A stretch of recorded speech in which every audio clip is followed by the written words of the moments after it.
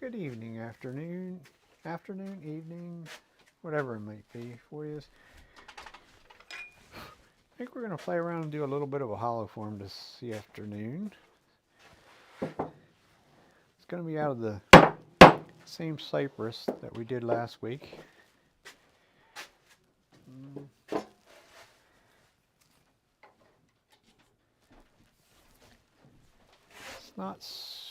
It's not sopping wet, but it's certainly not dry by any means. I've sort of marked centers on it. Keyword is sort of. It's got a crack running down through, a couple little cracks. We're going to turn it around and we'll see where we go from there. See what we get out of it.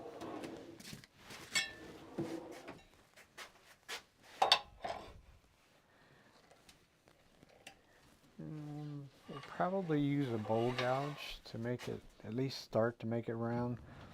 It's kind of a really odd sort of a shaped chunk.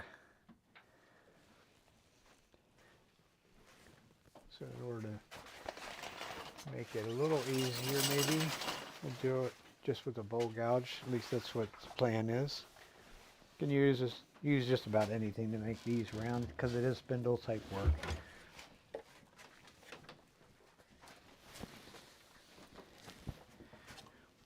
But since I do lots more bowls than anything else, I have a tendency to usually go back to my bowl gouge for most of this stuff. It doesn't even have to be a big bowl gouge, just ½ inch is more than enough. Like I say, we're between centers. We'll see what kind of vibration we get out of everything. Shouldn't get much.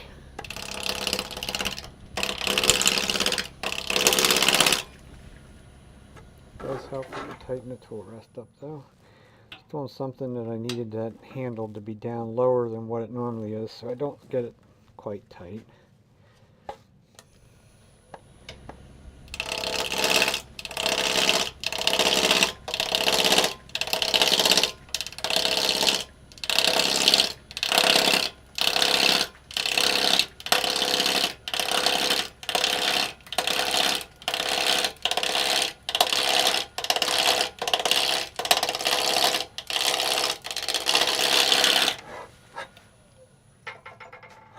So we'll just get rid of the corners.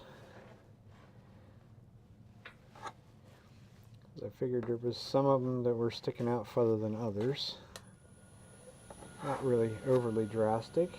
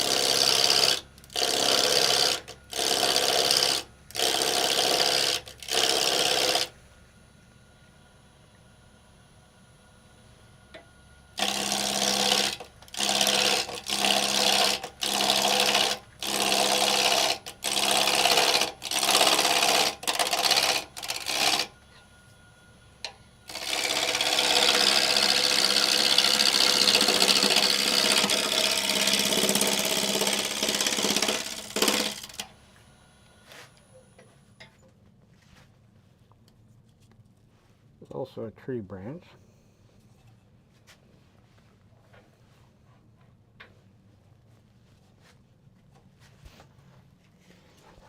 And maybe we'll give the spindle roughing gouge a little bit of a go at it on this.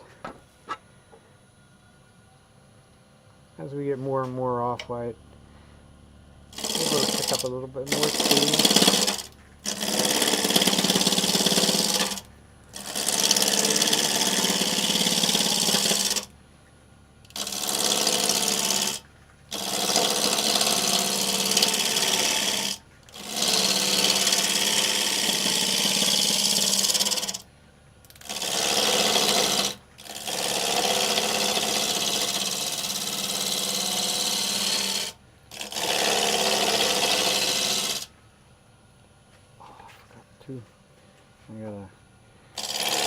shoe covers on. It chips down the shoes.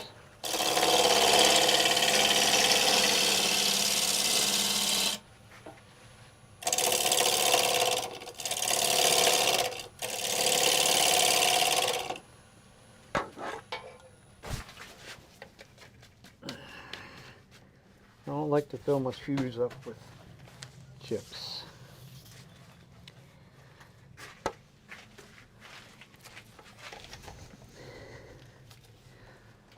Get my trusty shoe covers on, and then we'll go back at it. There's our crack appearing. Till we get down, get this curve down and all that stuff, that'll go away.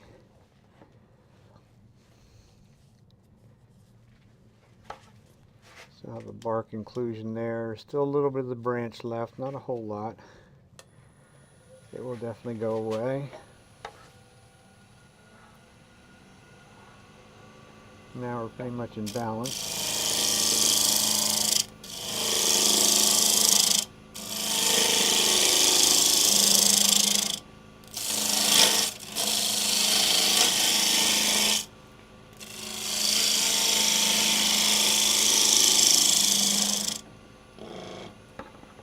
That's round.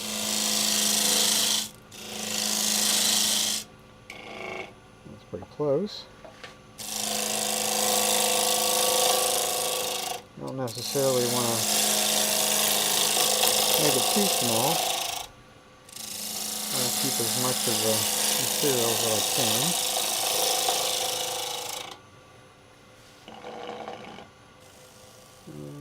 Maybe not quite round.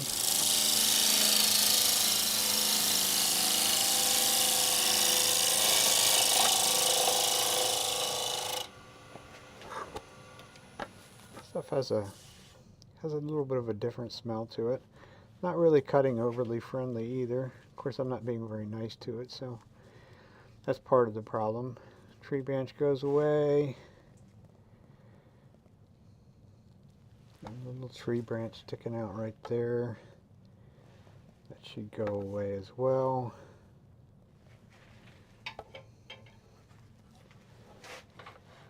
Sneak down here and sort of clean this up a little bit on the bottom. Like I say, this was all chainsaw work, so it's not very straight.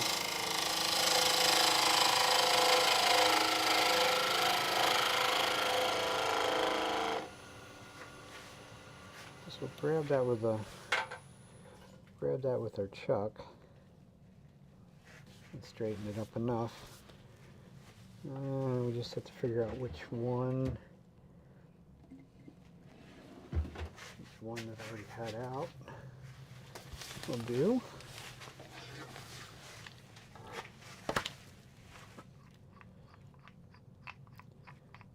There again, I'm not really totally worried about having it to be an exact kind of a size. Although I probably maybe can sneak in there. Might be a little iffy on that one.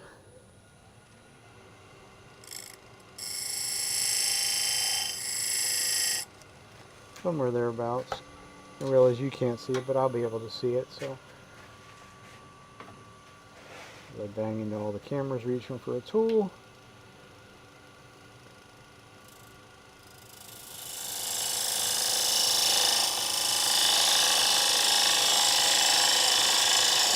Parting tool is grounded at an angle.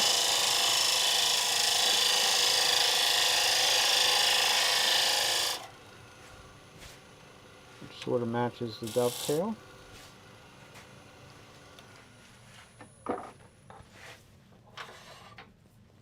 Now,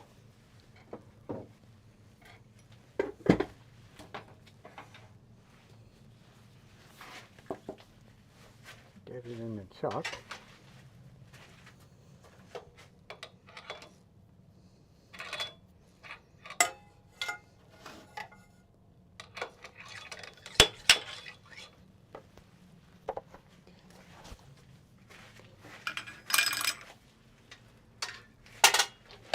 And then we can go from there to see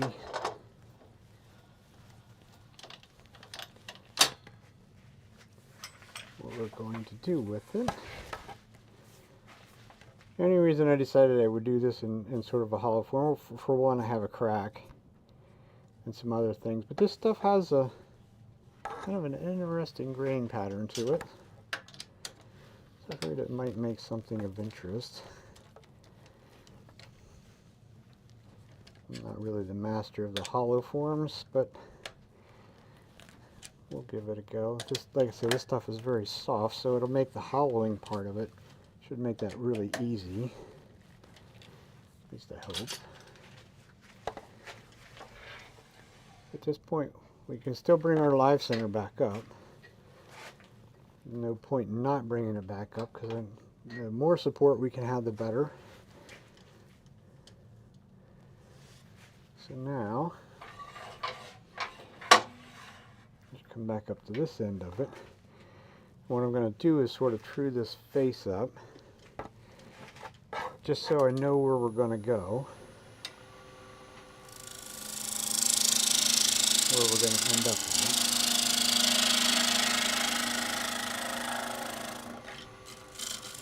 And take one more little cut off of there.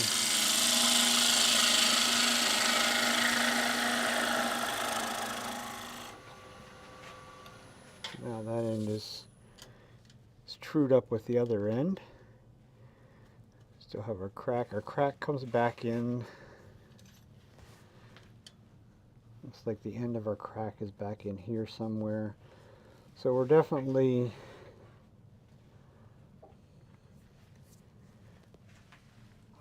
we go with the rule of thumb of thirds.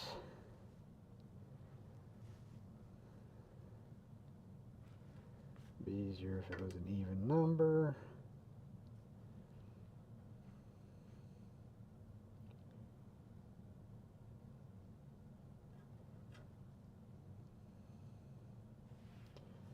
I think we'll start out at about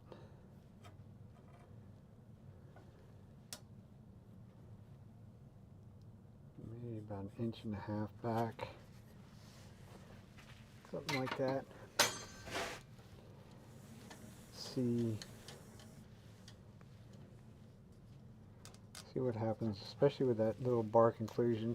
And I'm definitely got to get rid of that branch and the crack.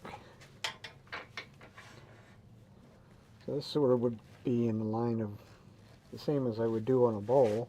I'm going to get rid of some of this up here so that we can make our shape. So now that the corner goes away.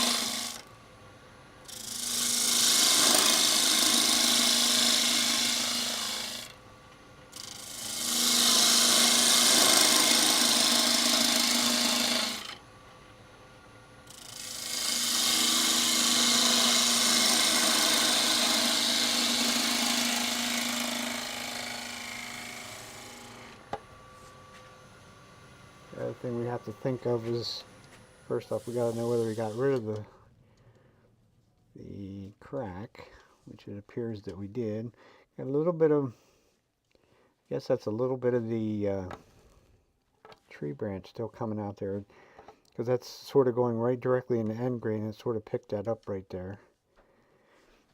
There's a little bit of the crack left, so we need to remove a little bit more.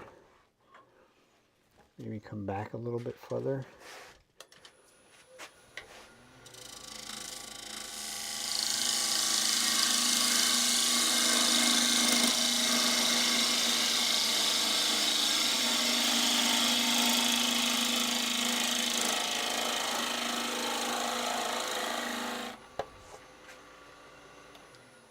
See whether we did.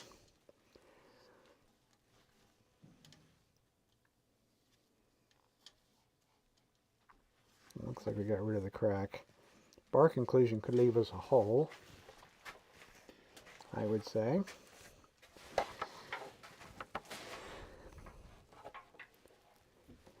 Like I said, it has some very interesting grain.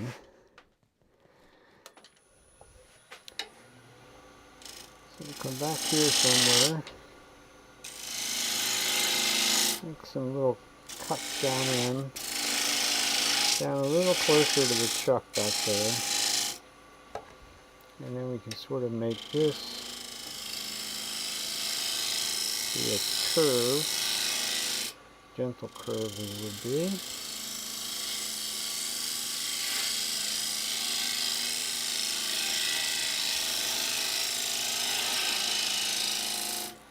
I don't necessarily do hollow forms. I don't do enough of them to really be actually very good at it.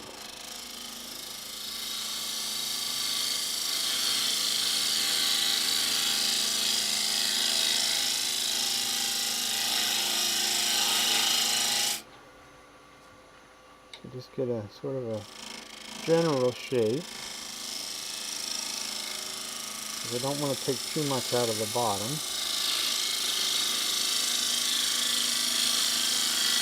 Or I'll lose the support.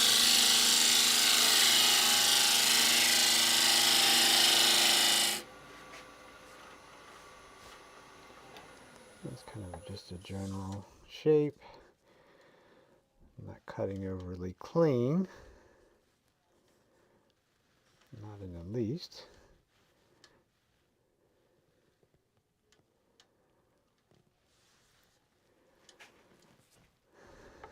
If you're taking a fairly good cut.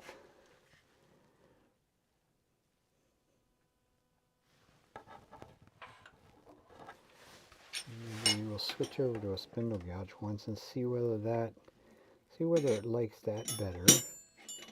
Do one or two. Could do the 40-degree bowl gouge.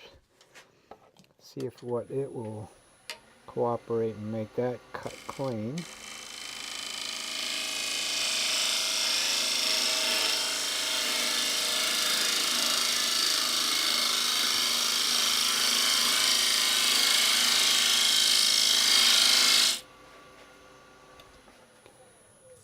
See before we get too carried away. Better, but it's still lifting some pretty good grain up on it.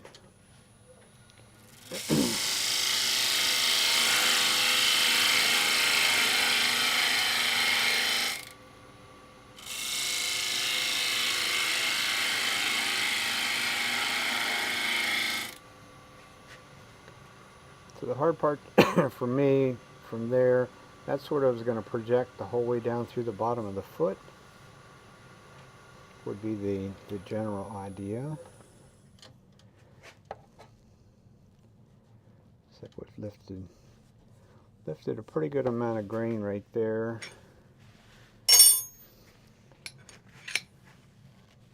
And I mean, it's sort of going downhill with the fibers, but let's see what it'll do if we just shear scrape a little bit. Going back up that way. So we can get that stuff to lay down. Or did we just fuzz it up more yet? Yeah, we fuzzed it up more yet going the other direction by doing that. So that's not the answer. Last but not least, we use a spindle gouge. Now that I've played around, we need to make that curve a little bit different.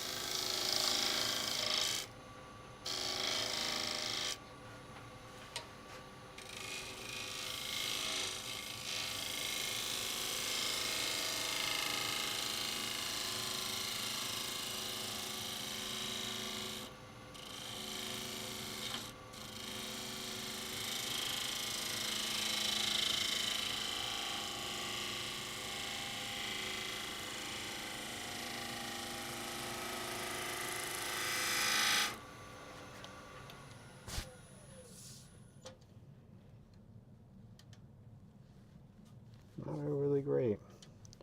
Just one little area, whether that, I don't know, it's kind of weird. Have a little bit on the top too. That's to be expected because that's a tree branch.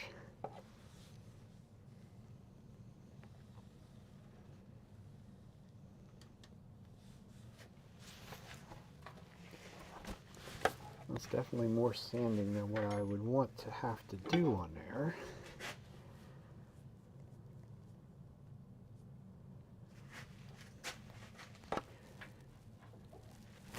One more little thing, try and shear scrape it.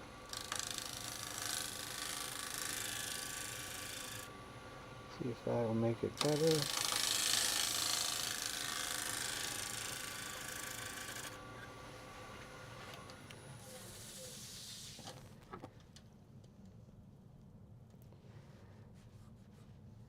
A little bit, but not much. Just one section right there now. Like I say, this stuff is very, very soft, so I'm probably wasting my time doing so.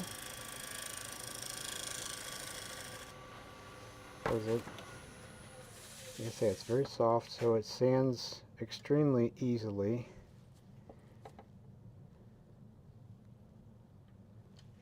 I think that's a situation of leave well enough alone.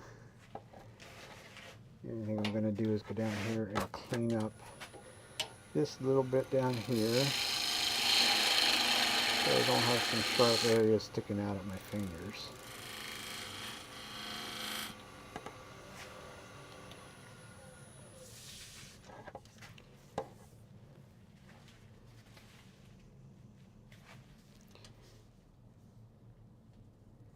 I'm sure where that tree branch is at, not going to make a whole lot of difference. I'm really envisioning this popping out because it's loose around the edges of it. So my guess is when we hollow in here, we're going to have a piece fly out, which will be interesting, maybe. As long as it don't whack me too hard in the head. I think just because we're going to go ahead and just give that a little bit of, oh, that's right. Still didn't unpack everything from the class. Oh boy.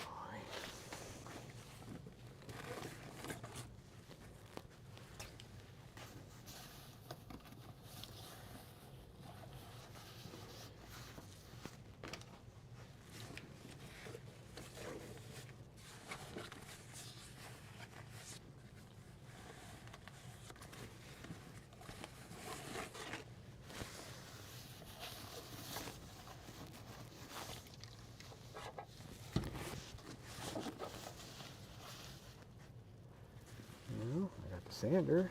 What did I do? I'm pretty sure I took sandpaper along.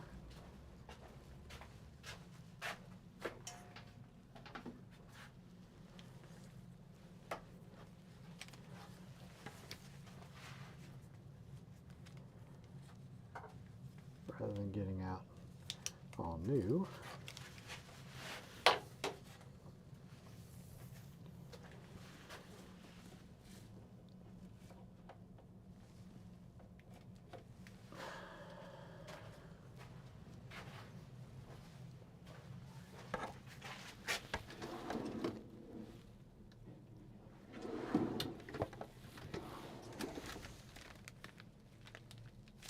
They're the bigger ones.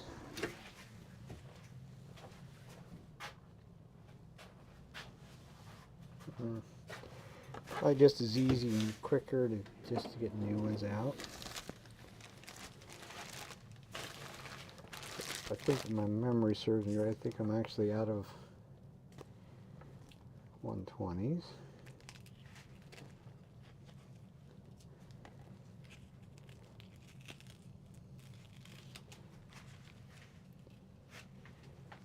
Maybe I'm out of more than what I think.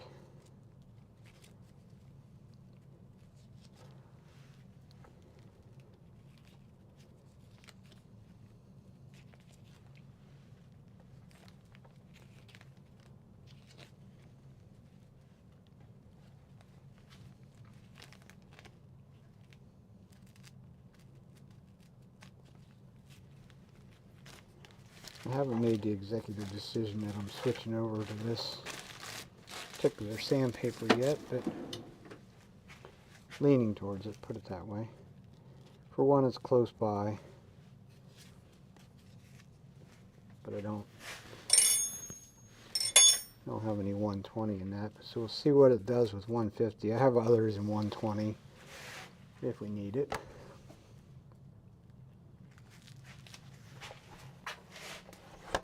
Little dust collection. And we'll spin it in reverse so that it does collection way better. Slow it down.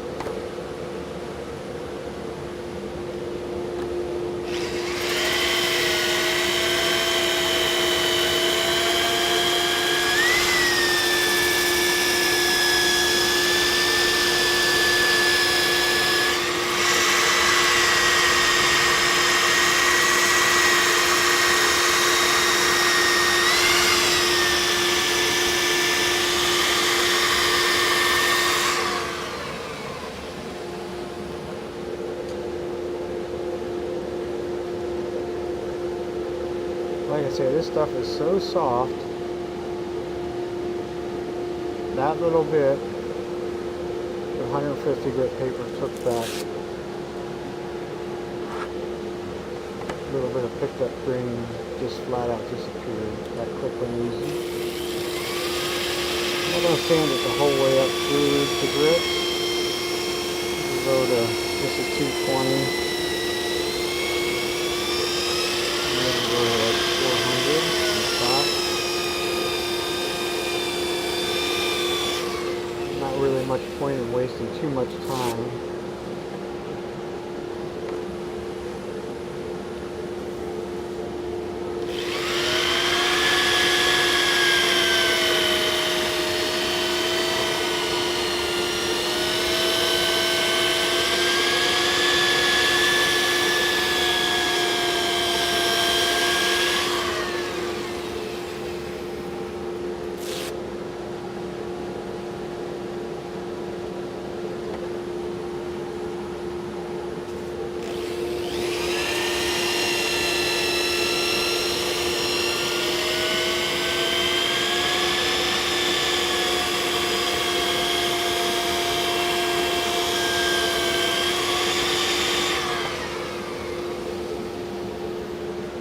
About enough for now.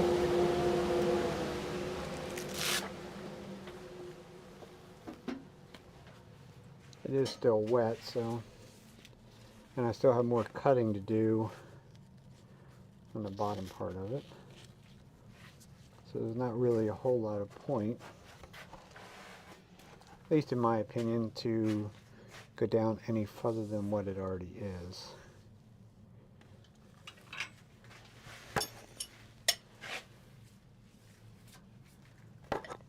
So I need to spindle gouge.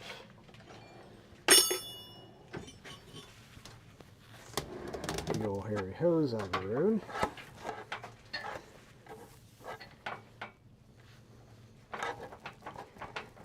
Get rid of our live center.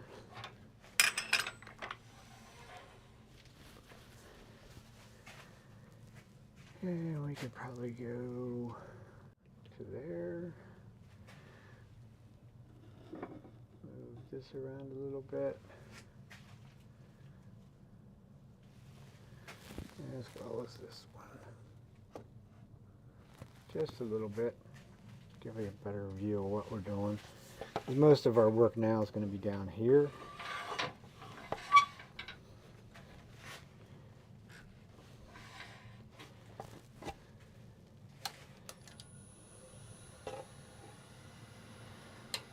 We'll just get rid of the last bit of the little nub.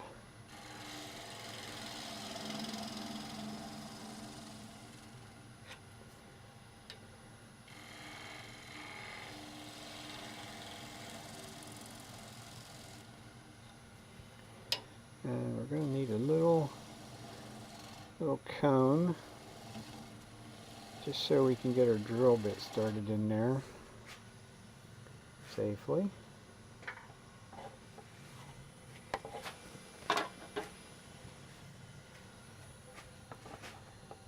I don't have any marks that deep. There. Looks like we can go the whole way up to the bottom of the flute.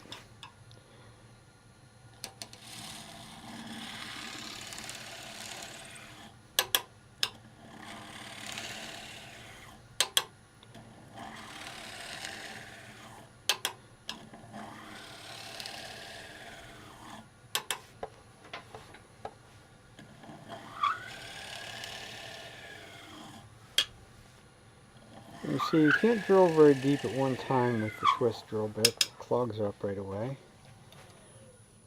That's good enough. Gives me a depth hole. And our depth hole is the whole way to the bottom of the flute. So that's that area.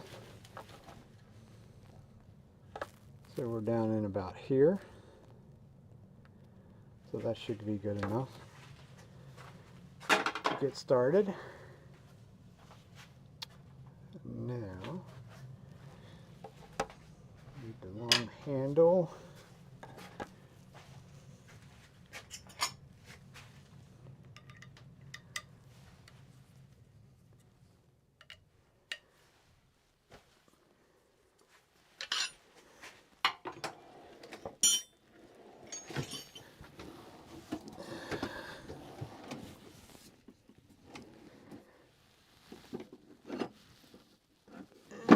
We need a straight bar. That's about all we need at the moment.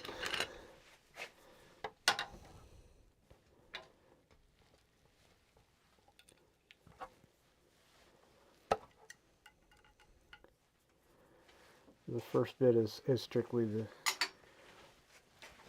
we use the straight bar.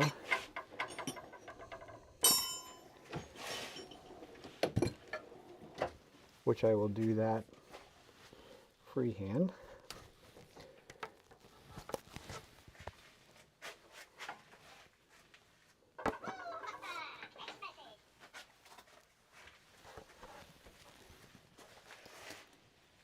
And somebody wants to interrupt me.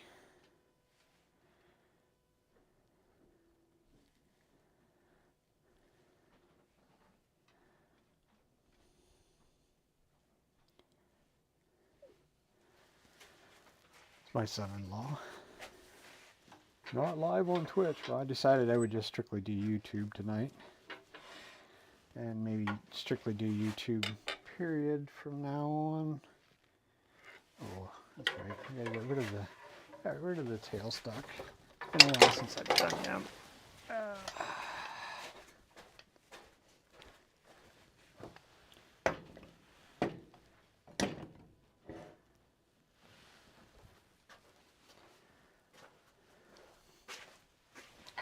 One of the few times that I actually have to get rid of the tailstock on this lathe. Let's make a couple little cuts and see what it does. Might need to go up just a little bit. It might be just a little on the low side of center.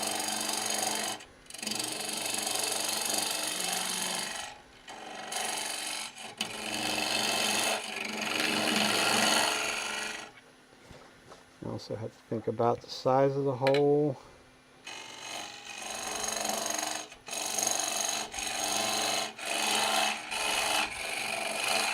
As always, we can take more off, but we can't put it back, so.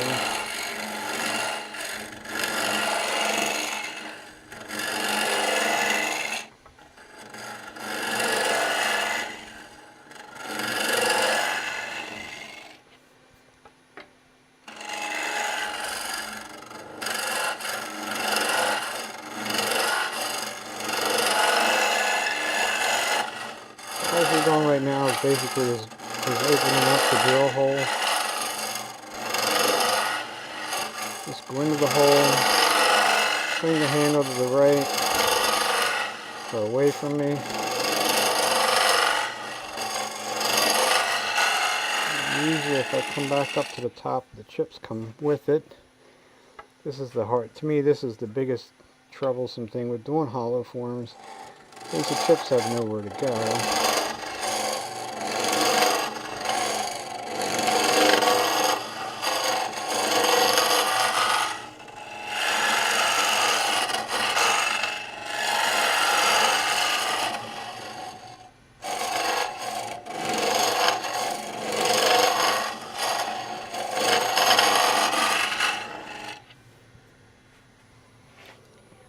At least for right now, they sort of, well, they're not coming out as quickly, as easily as I thought they were. And they're also wet. So what I'm looking for is my little wire.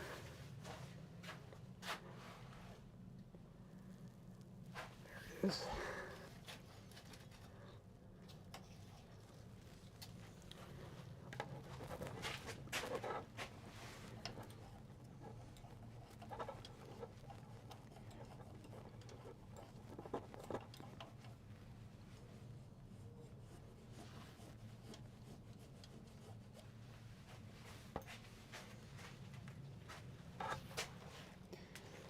That's when you know it's plenty wet. You stick your fingers in there, your finger actually is getting wet.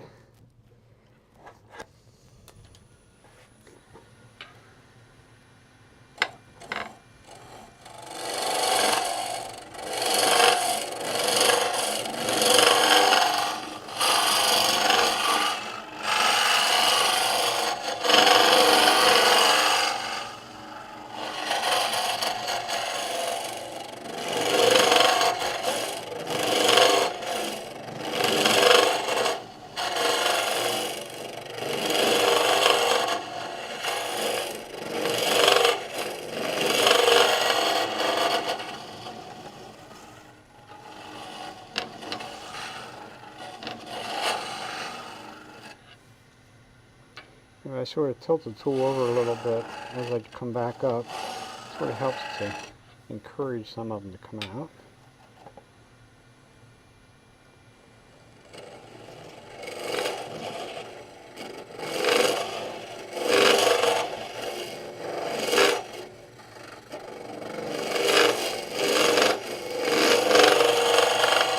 I think we're just about to the bottom of the drill hole.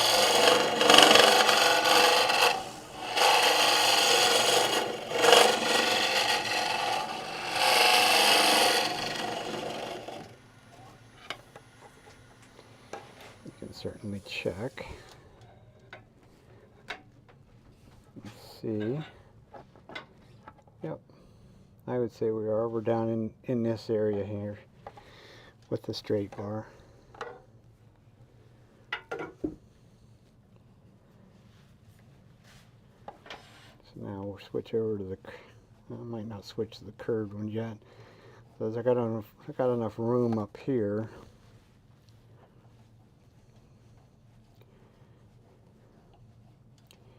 And you think you're not cutting much material. It's amazing when you go in here and start scraping it out. Like I say, it really sort of compacts itself to go with it. Would probably be good if I would just fire up the air compressor, but that would be too easy. So I've cut back up underneath here a little ways.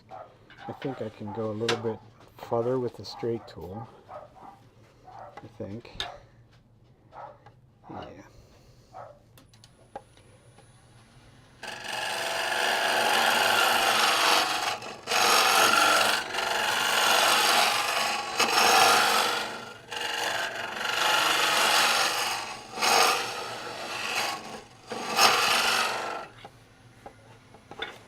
There's where I can get dangerous doing that, so.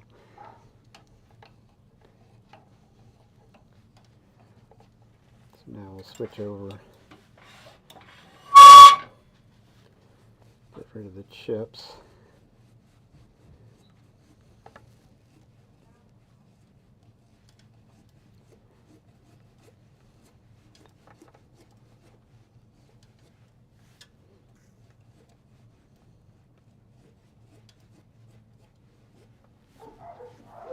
And we know for sure it ain't going to be smooth on the inside. Especially with this stuff.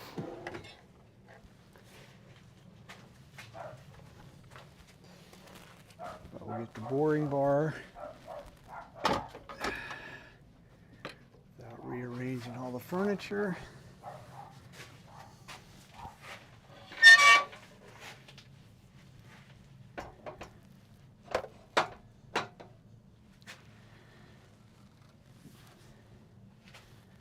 See whether we got to, we don't even have to change the batteries in the laser, at least yet.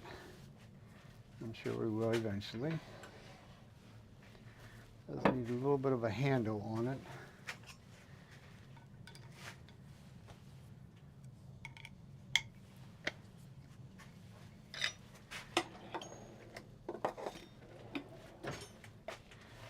Just makes it a little bit more convenient to get a hold of.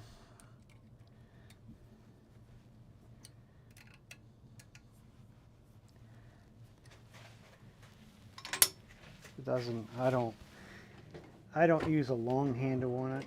I don't feel that it needs the long handle. I just use a little short. It does take a 5/8 handle though. So we can set our laser at a depth that or thickness that we think we want. We're going to be cutting more over on this area here.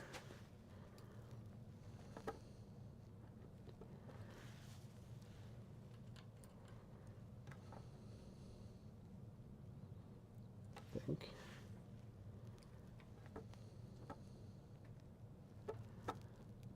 So that theoretically should leave us about 1/4 of an inch wall thickness.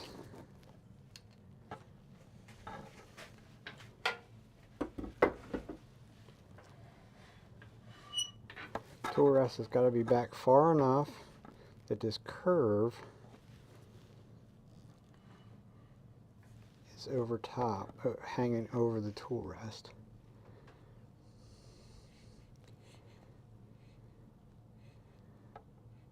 Oh, we'll see. Opening might have to go a little bit bigger than what it is.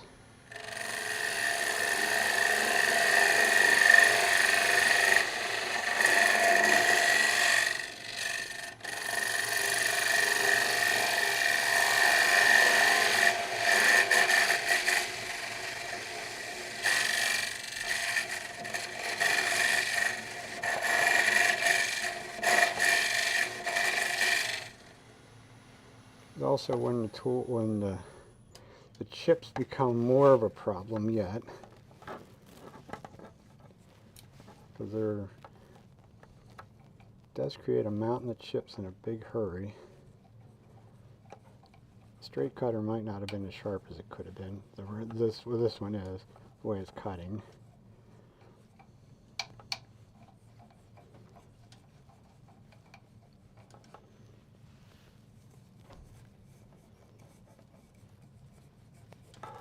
I'm going to get my shop vac real quick.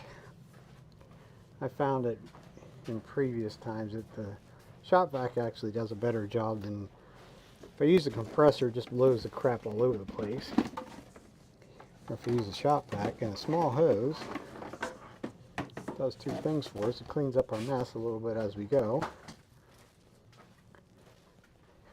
as well as gets the chips out without blowing them all over the place.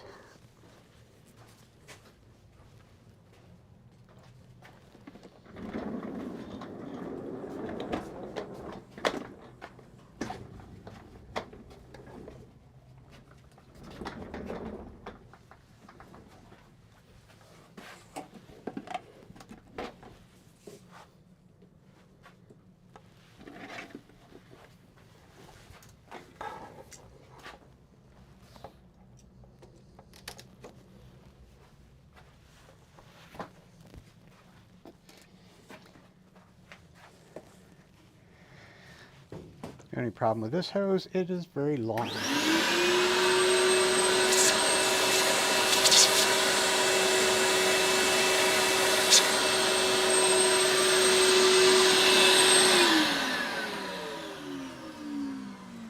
That's the hose for using the random orbit sander and things of that nature.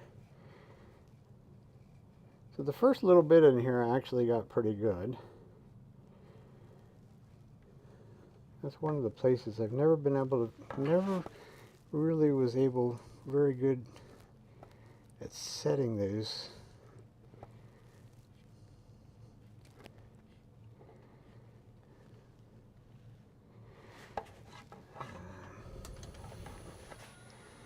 Right now there's sort of a big wall of material right back behind it.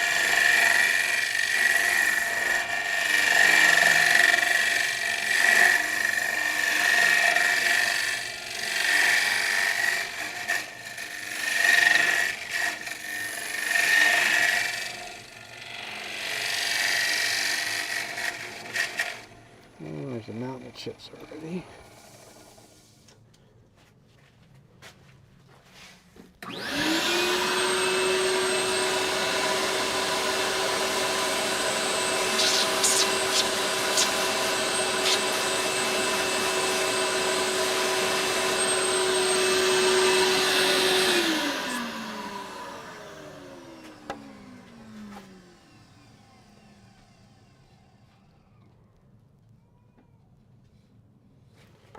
See if we can get around this corner now.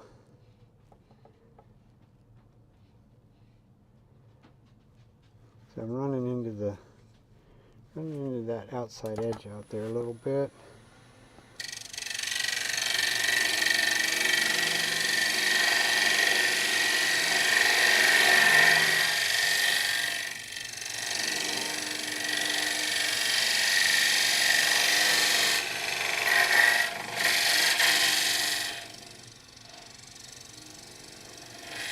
Just looking for the laser dot, which you probably cannot see.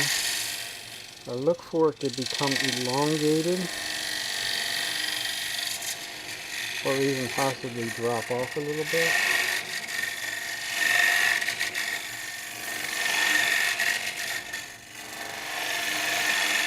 Each time I'll go back a little bit further. So I spend less time cleaning out chips.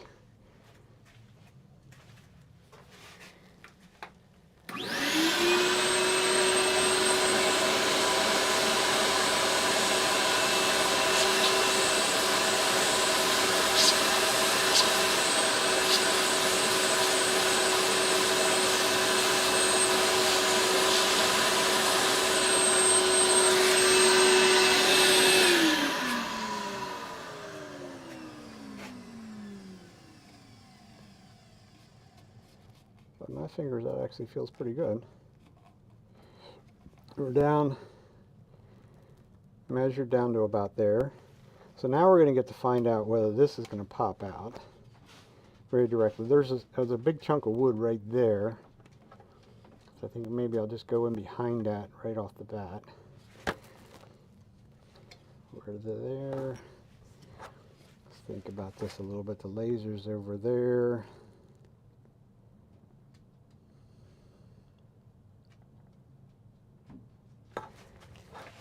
Probably, possibly move it a little bit.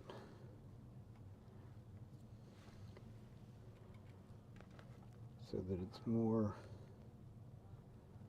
get the right one,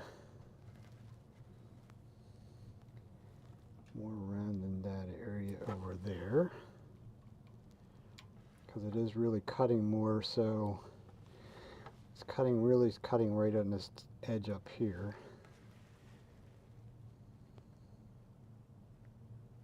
That might have went too far. Might be behind it now. Let's go up there. Out a little bit. It's still sitting on 1/4 of an inch,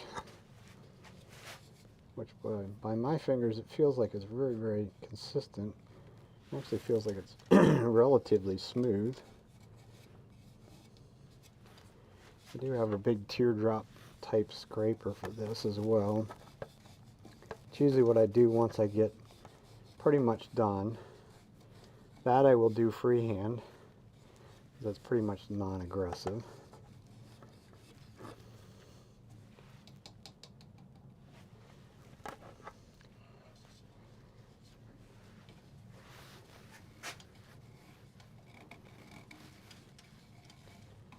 Chips are so wet. So I can get a little bit more of it out.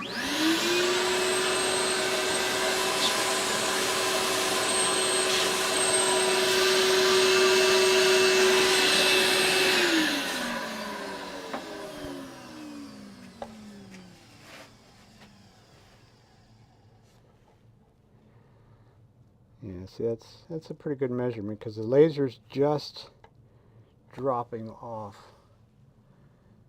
which doesn't really show very well on the screen. It's just dropping off the edge right in that area. So if I go behind up in here and take some more of this down, we'll work our way down to this area.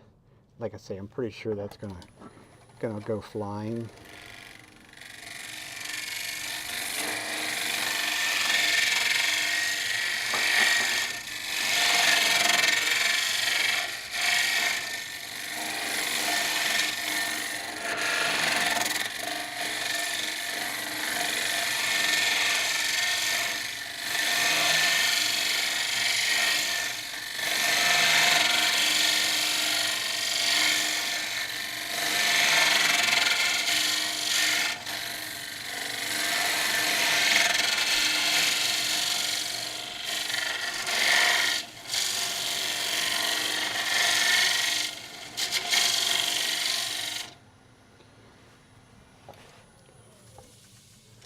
Question is knowing when to stop, because like I say, there's a huge pile of chips. Since I went behind it,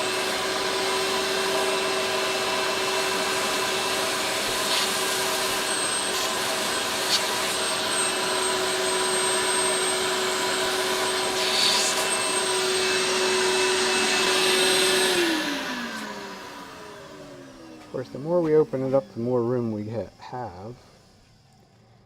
I cannot feel that bark inclusion on the inside, but it appears to me, it's proud of the surface right now, so it's definitely going to pop out.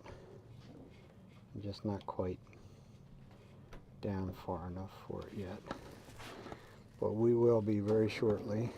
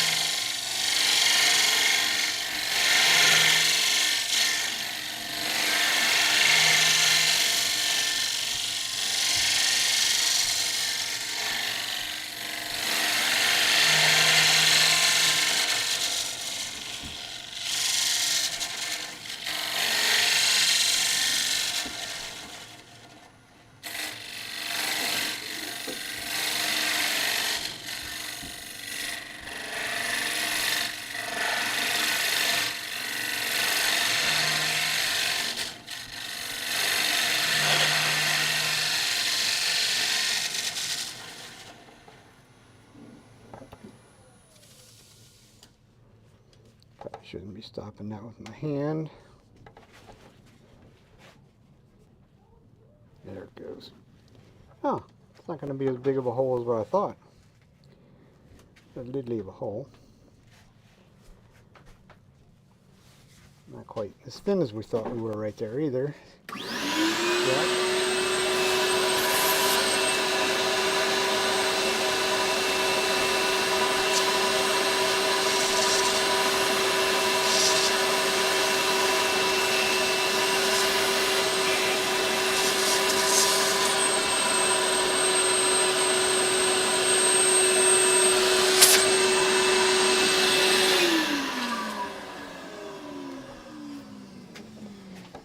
Watch these guys like Trent Bosch use his own system. Why, they're really fast at this. Of course, they do enough of it. They don't necessarily do enough of it to be very good with it. I just kind of play around a little bit. I can move my tool rest a little bit closer now. Try and keep as little. I gotta have the curve over the tool rest, but I definitely don't need a whole bunch of excess. So we're measured to about the start of that, although that shows that it's thicker than what I think it is.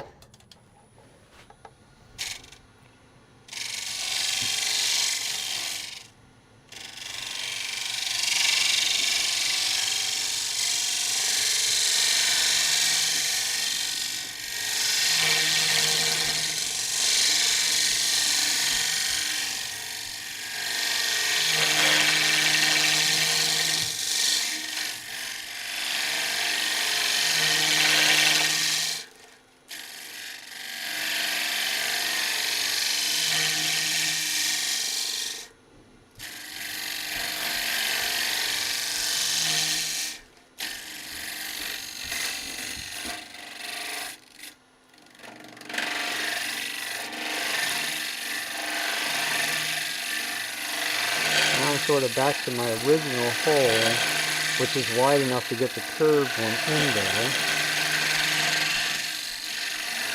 I can open that up some more.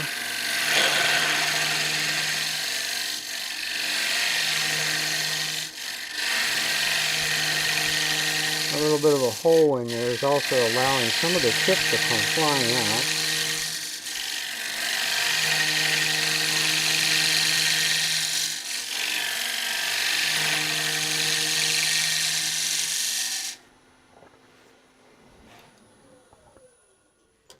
Let's see where we're at. It really shows that it's thicker than what it should be right there. It shows that it's probably closer to 3/8 of an inch thick right there. There is some fancy calipers that'll actually go in there and measure some of that. I think mine are too big for that.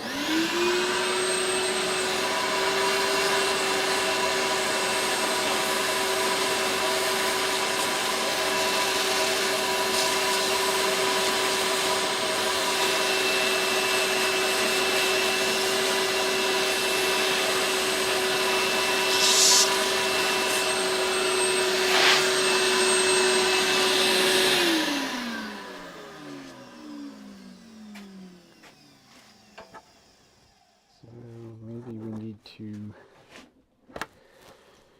rethink how we have that set too.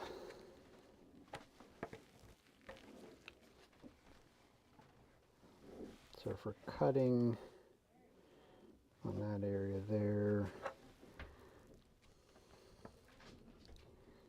we move in, maybe up a little bit.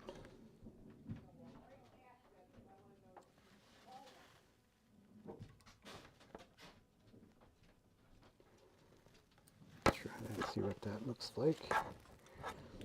See whether that shows me a better view. Yeah, that right there now, that shows that it's still hitting fairly far up on there.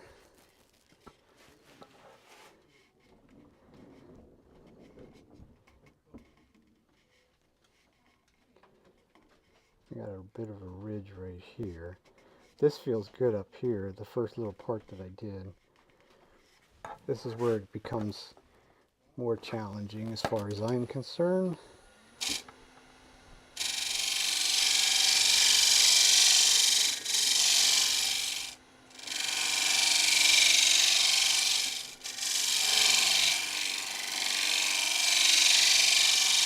For me, right out in that area right there, changes tune when you're cutting, which is a very good telltale sign that it's definitely getting thinner.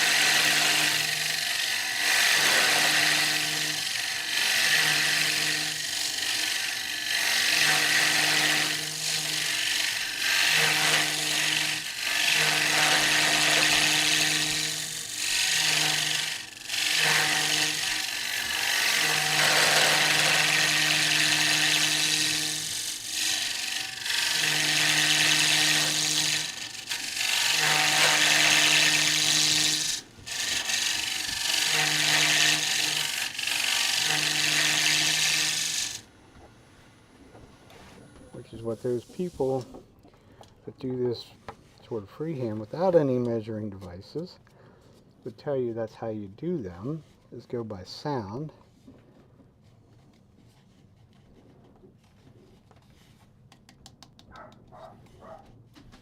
There where the hole's at. definitely seems to be thicker than what I think it is.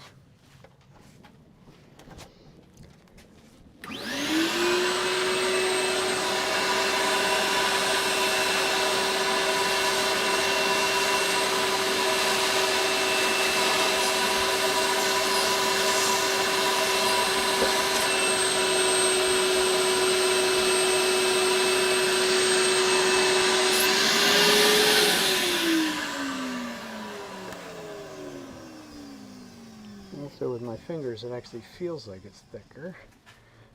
I don't think, dust storm. I don't think I can really, well, maybe I can. Well, it still shows that that's like 3/8 of it, 3/8 of an inch thick right there.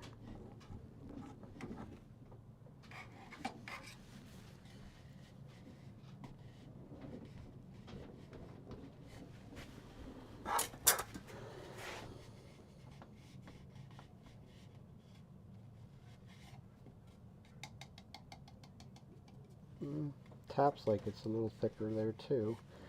So do we not have our laser set quite right? No, it's not truly dropping off right there. So back up in about there.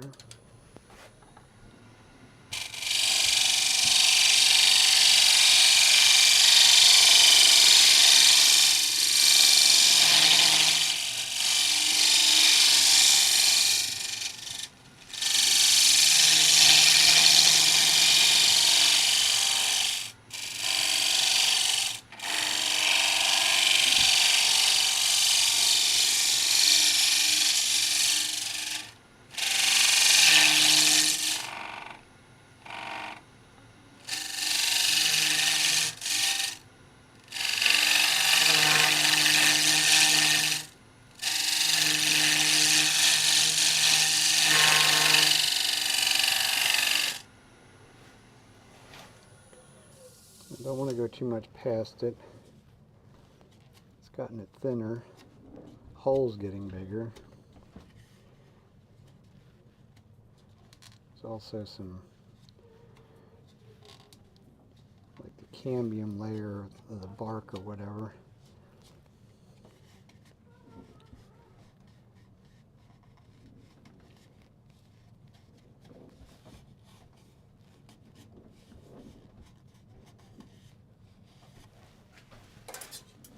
See if I get my calipers back in there. It still shows that it's got some meat to it.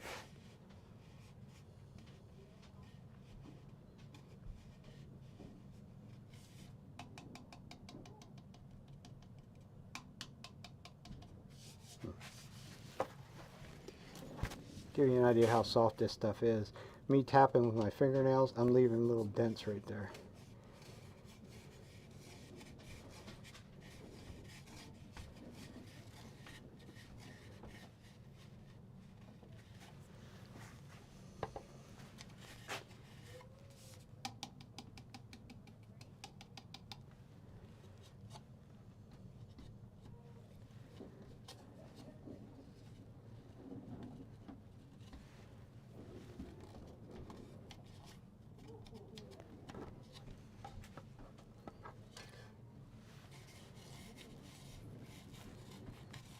The hole lets me dump the chips off the bottom too. That's a plus. There's not a big amount of chips in there.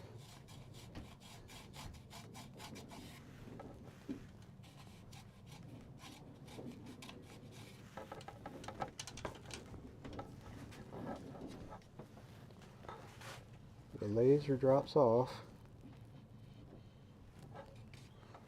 So if we have that sitting on the tip, which is where we're cutting,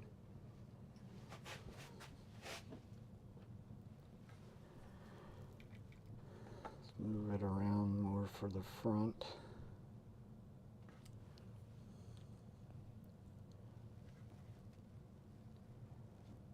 Too far that way.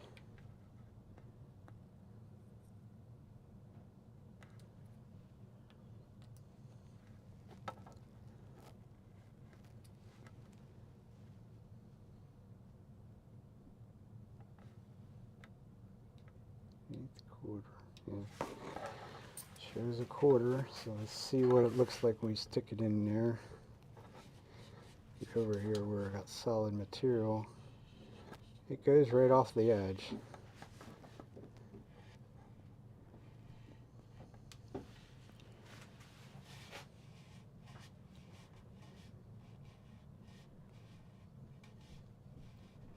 My fingers and everything else wants to tell me it's thicker right there.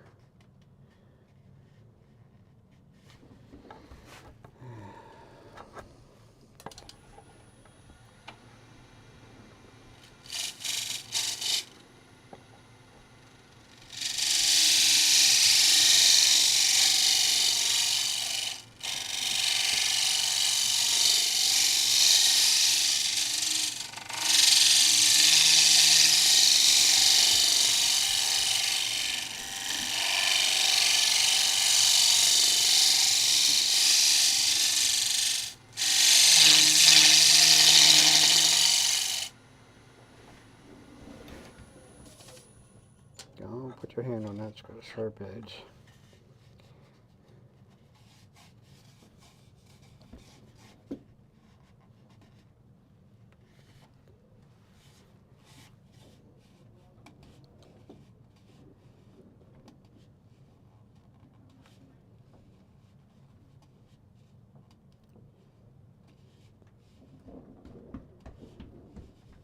I think we'll just leave it at that for right now. I think when I go to the teardrop scraper and try and make this even on the inside as far as the outside goes, what it feels like, what I can feel with my fingers, this is almost like flat across there.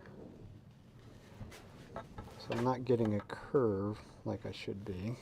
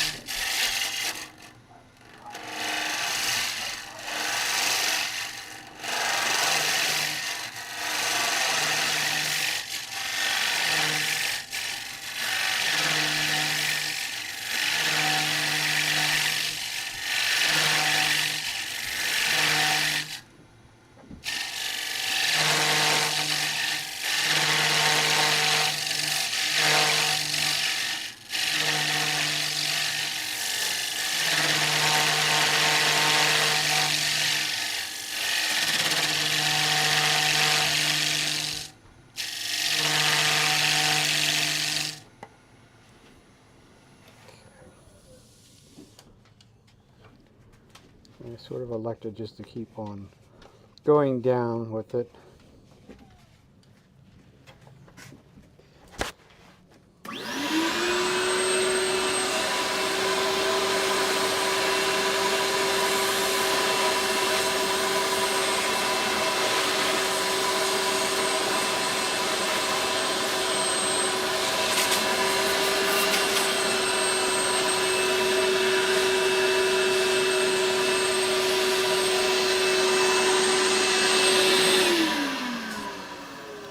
It's cutting very easily, so I don't want to get carried away down in there. I do need to,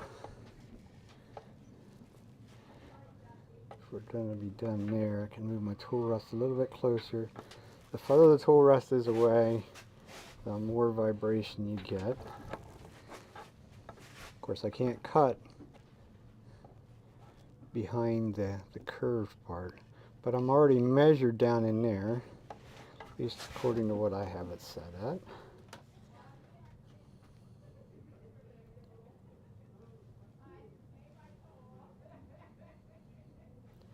I think I'm going to move this around just a little bit more.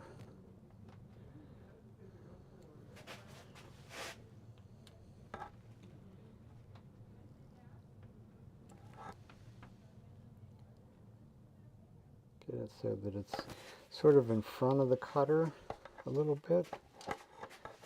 See what that looks like in there. See, when I put it there, and it is showing that I'm not as thin as I think I am.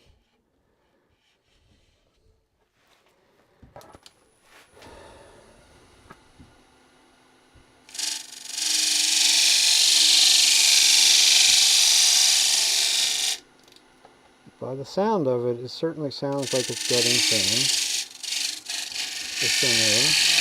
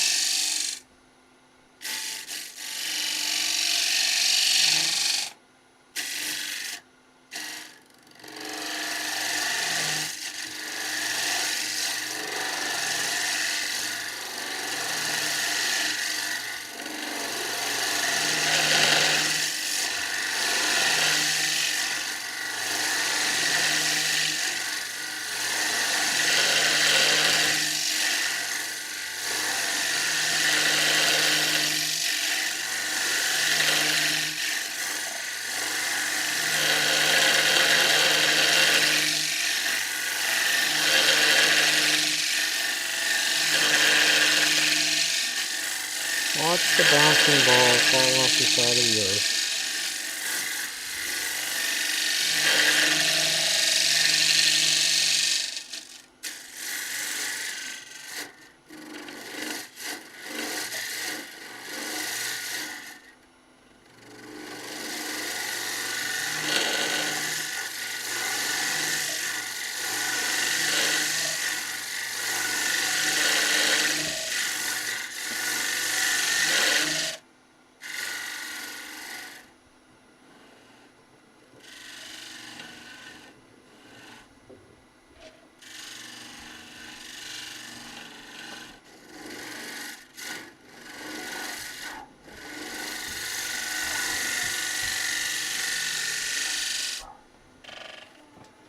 The other real challenge, as far as I'm concerned, is when we get down in that area there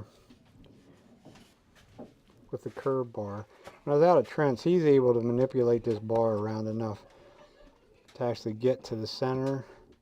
I can sort of get it to the other side of center. I have trouble making it cut down there.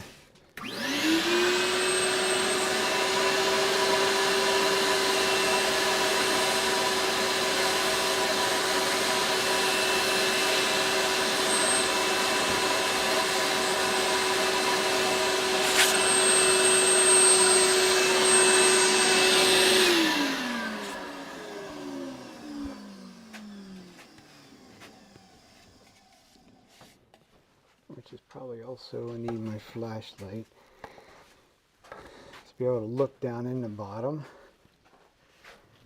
see what we're doing a little bit.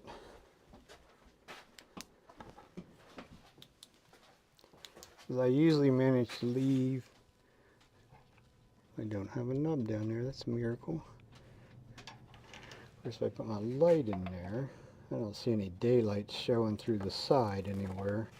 So we're not, as some would call that, we're not ultra thin, which I don't really want to be. So, what do we have long enough? Pencil.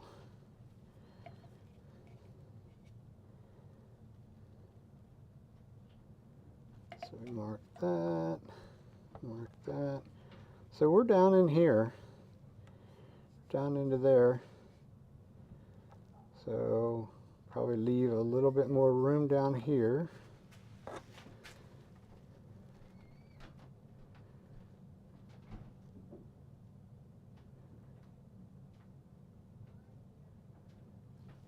Because to me, these need a little bit of extra.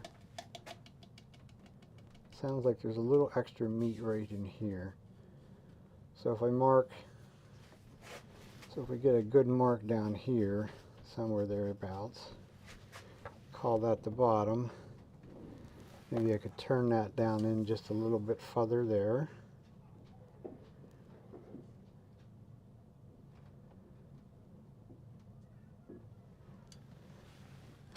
think that's the case.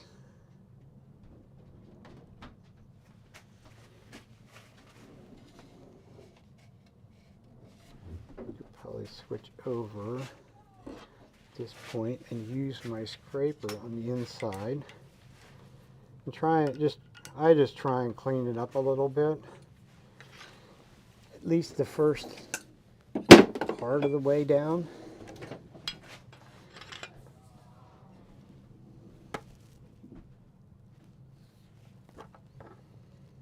We're trying to do well. That's the extent of that. One thing with using his system is that you go switch over to the scraper. This is just a teardrop scraper. I want it tilted down just a little bit of an angle downward. So we'll get in there and we'll just gently go up against those edges. And I'm really only concerned about the length of my finger. Because you know as well as I do, anytime you hand somebody something that's hollow, they're going to stick their fingers in to see whether it's all bumpy and lumpy and all that good stuff inside. So the real trick here is to even get it in the hole.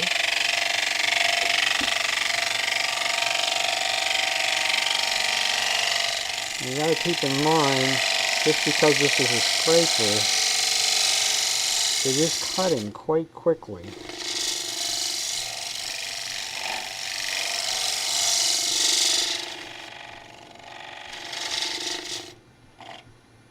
And don't try and pull it back out while the machine's running. Lesson learned quite some time ago on that one. You'd be amazed the amount of chips that's laying in there right now. It's not overly cleanly cut, but there's nothing I'm going to do about that. If I'm so minded, I can stick a piece of dowel or something in there with a piece of sandpaper on, sand the top a little bit. But I think as far as I can reach, I'm down below here. You can see my finger sticking through there. That feels pretty good to me. Anything I could possibly do is go below that area a little bit.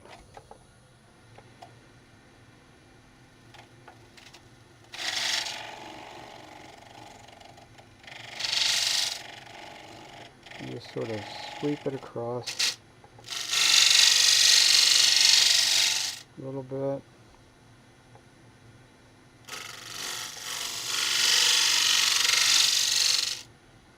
And I think I'm just going to leave that alone, because it's giving the sound that it's hot, that it's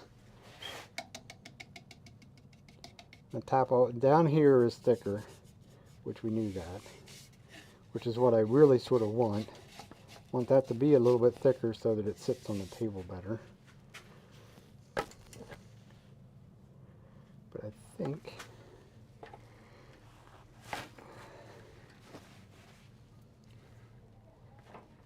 that's going to be good. One thing, I'm not trying to sound like an advertisement for Trent Bosch, but there's one thing about his system is it's very easy. Once you set it up, it's kind of like a one-time thing, where some of the other ones you got to fart around with.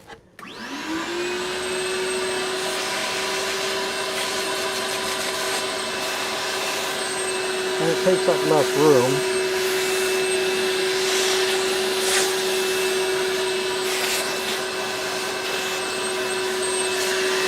Which is another plus. In my case, 2 feet away from me, in front of me, is a concrete wall.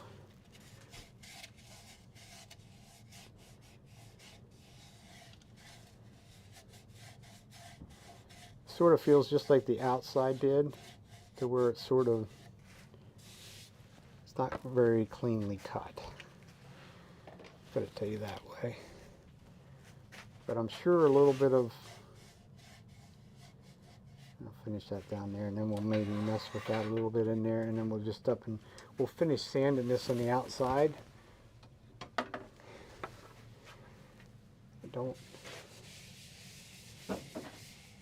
don't feel that I can't put the normal super glue finish on that at this point that I would like to put on. I could put some boiled linseed oil on it though, because that does cooperate with the super glue.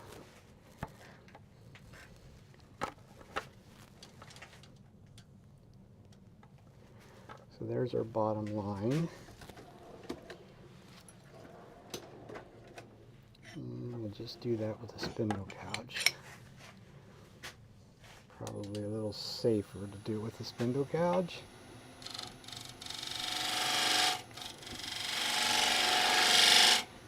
So there's our bottom.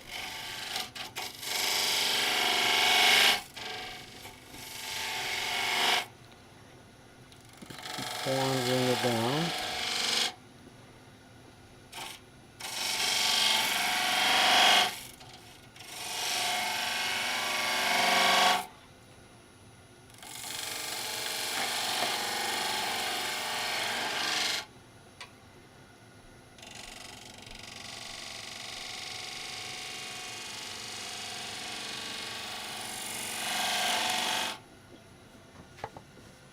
Somewhere down about there is where we're going to cut it off. And we should be able to get rid of a little bit of this. Let's make it a little easier to get in there to sand at.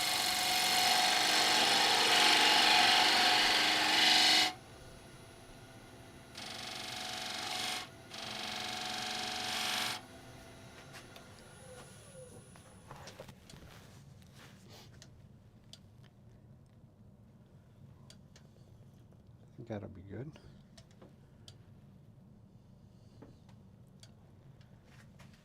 Put all kind of scratches from my fingers on there. That's amazing. It's no wonder you can't cut that stuff cleanly. I'd say it's softer than pine. Because pine I can cut clean. This is not. As you can see right there, it just wants to chew it up a bit. Definitely chewed up on the inside.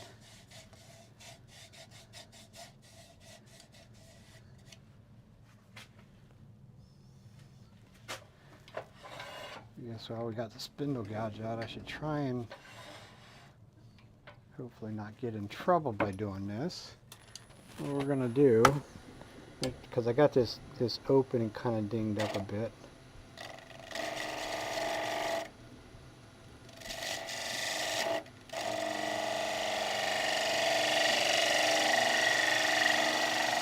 I'll just try and screw that back up a little bit. Even though as soon as I touch it with sandpaper, it's going to go all round and everything else. This will probably get some sort of, maybe some sort of a cap on top of it there, eventually. Or lid.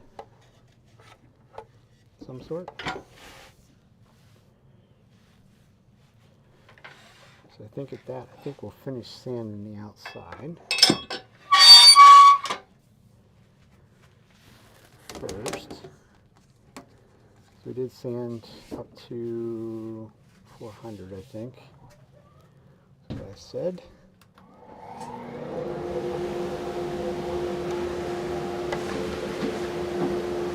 So I put all them big marks in it. We'll go back to 320.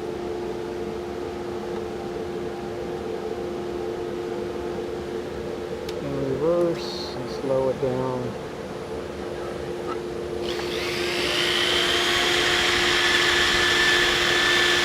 I might have to sand a little bit by hand down here.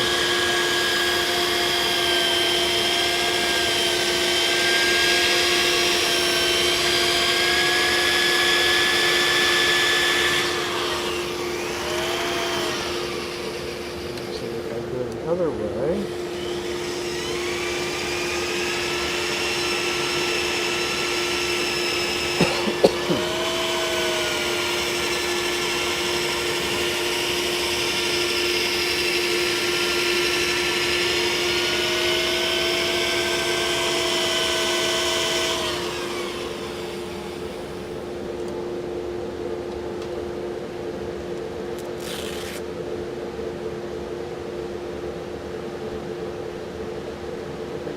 this around, trying to figure out some sort of a jam chuck to put this in.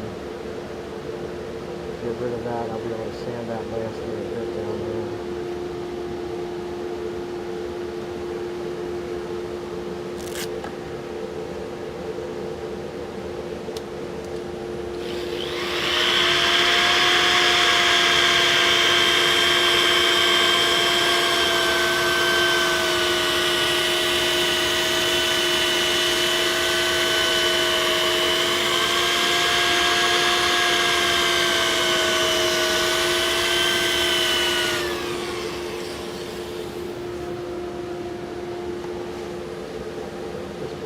Finish up the outside. So 600 and 800 yet.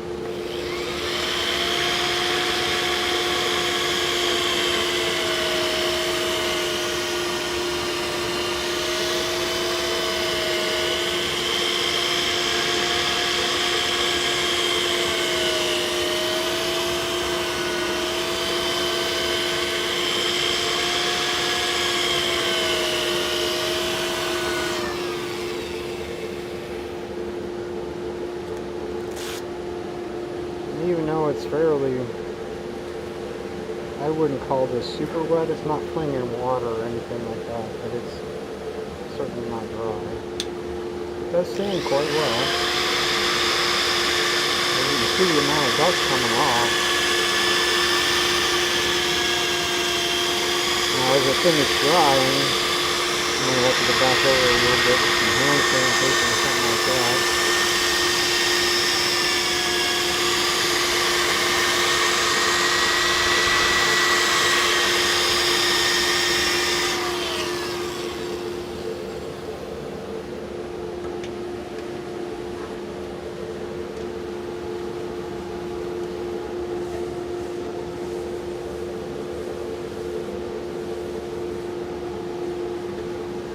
It does have some, it's kind of interesting. It's got some nice color to it.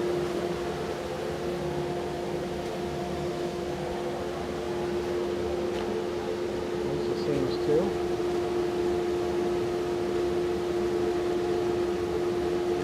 Looks really nice.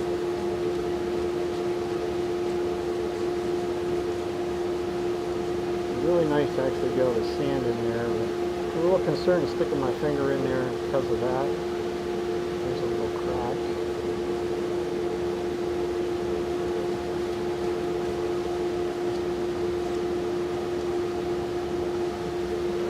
I don't think.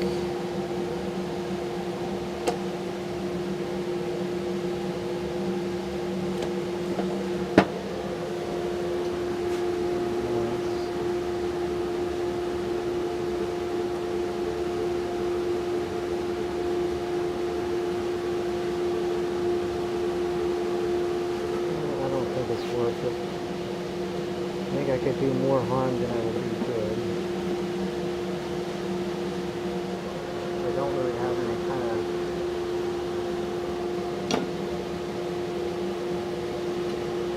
ideally we could have something that would be like a little articulating curve or something, but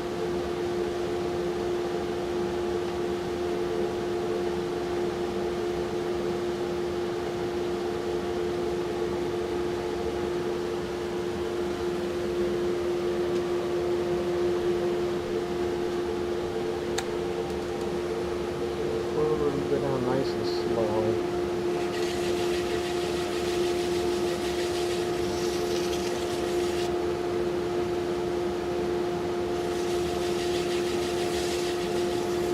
You can't really get the sand to the curve. So that's kind of futile.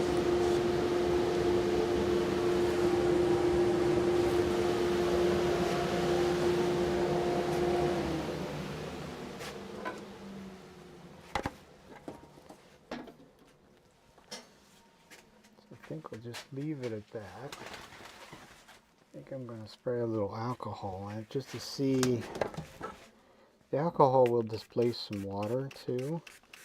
This is also going to show me what it's going to look like with some finish on it.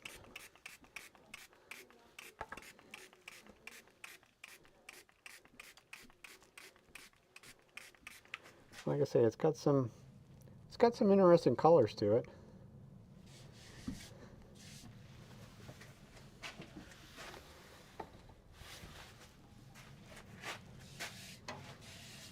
Certainly to me is not a piece to even try and dye or anything like that.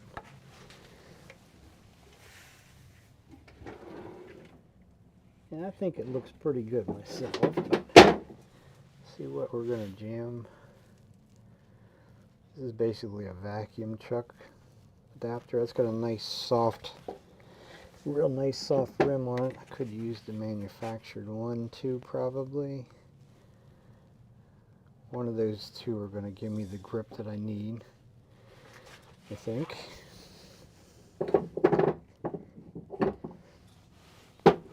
But first things first, we need to get rid of the chuck. We have a center point. Let me get the tailstock back.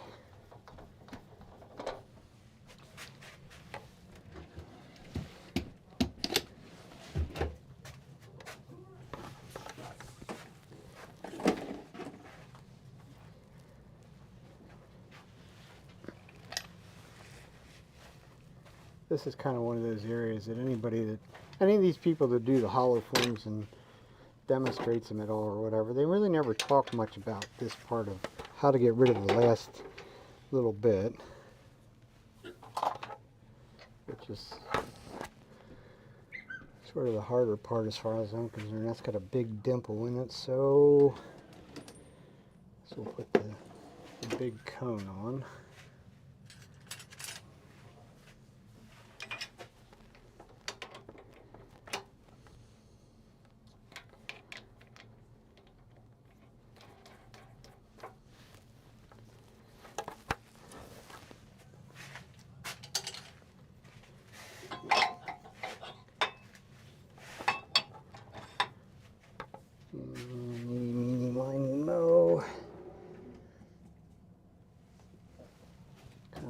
Homemade one because it's softer.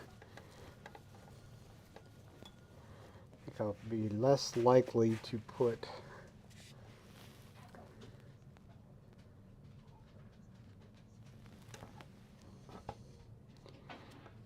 you still got to get rid of the majority of this down here.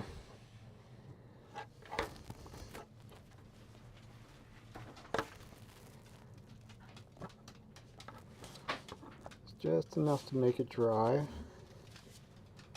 Should be good, I think. And I'll also use the shortest tool rest I can.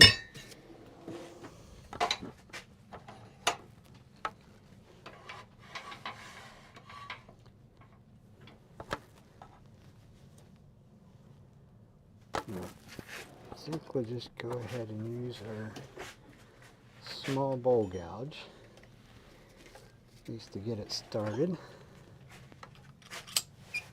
See how out of whack it is. Certainly is not perfectly round, but that isn't going to make us a whole lot of difference, don't believe.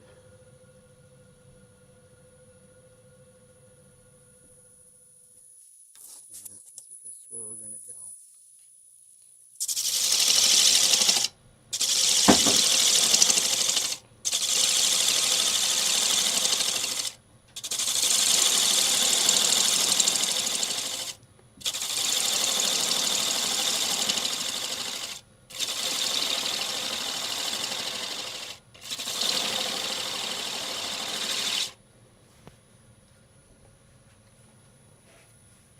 Guess if I really wanted to,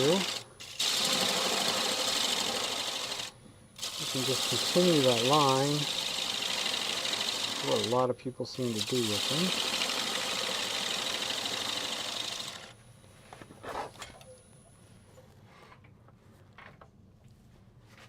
them. And that's all the lesser amount that we have to take off down there.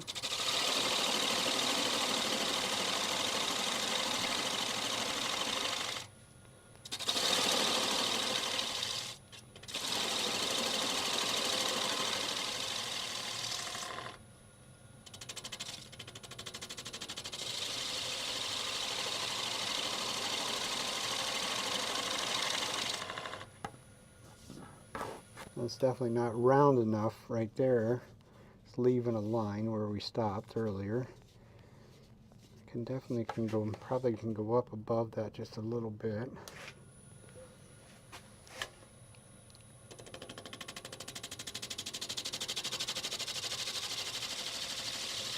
Get rid of that line.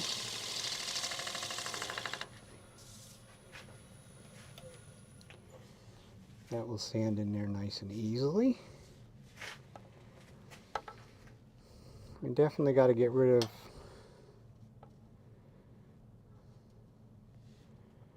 at least 1/4 of an inch or so down here on the bottom, because that was on a 4-prong drive. So that sinks in quite deeply in this stuff.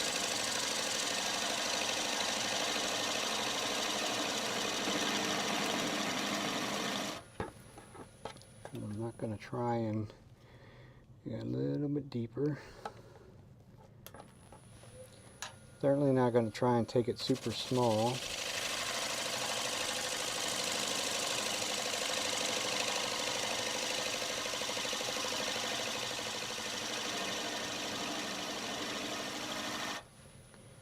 It's not yet. I want good support.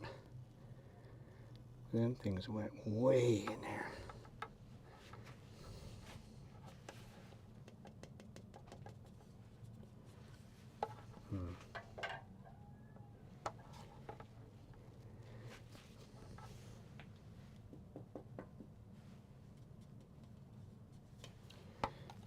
It shouldn't be close, but boy, I'll tell you what, it sounds like it could be.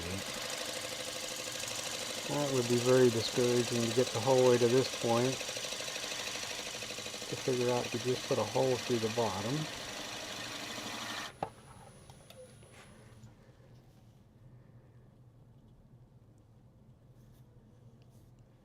It pretty much has my lines going now, I think. Almost looks like there's a tiny little hint of them. I don't have it quite.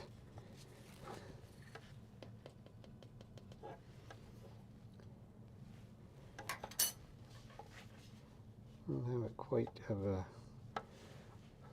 a dished out in the center. It's, yeah. I'll just switch over to the small spindle gouge with that. So we can be more gentle.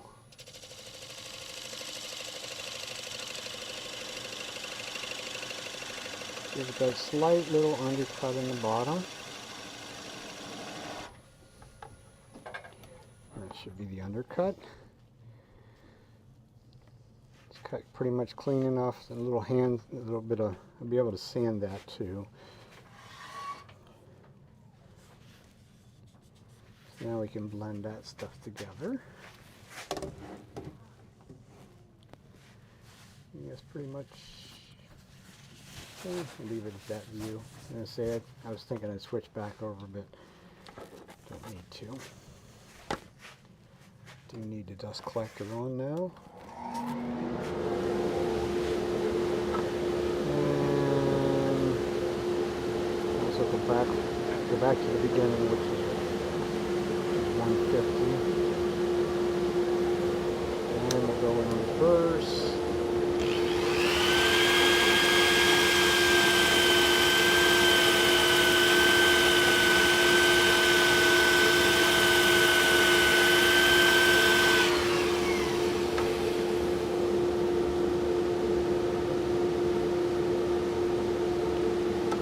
Care of our little area of transition. It's just a matter of finish the sanding part.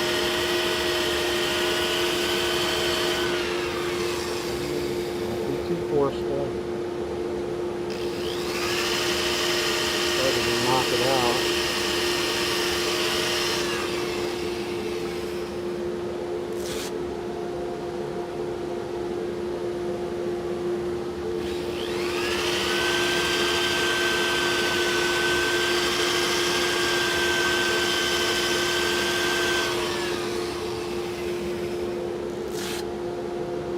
Breeze through the grits.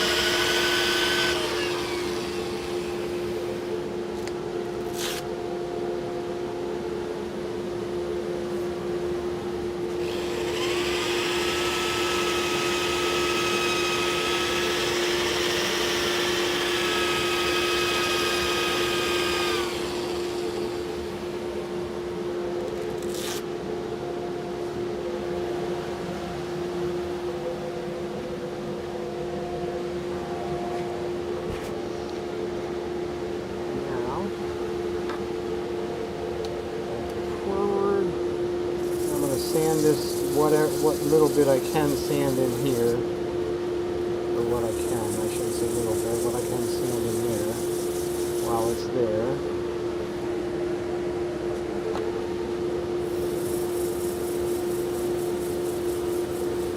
Even though eventually, or very directly I should say, we're going to take the rest of that, or at least more of that nub away. Have to sand that in now.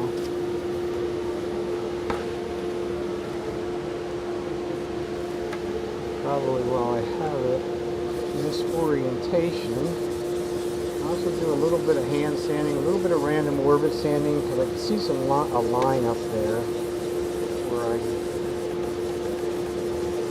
sort of a transition line. This will blend that in. This is probably what will happen in a week or 2 or 3 when I go to actually put finish on this. I might put some linseed oil on it tonight.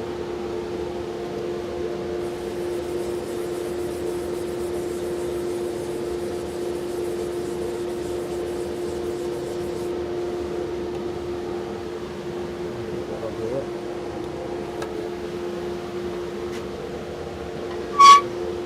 Here's where we get to try and screw it up. So we'll take some more of this off.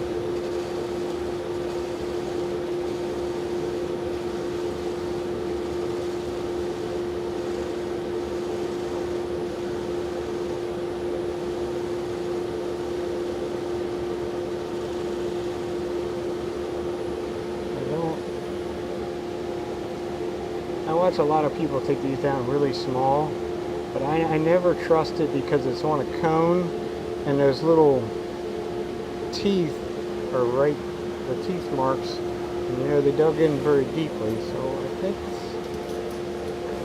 that's a situation of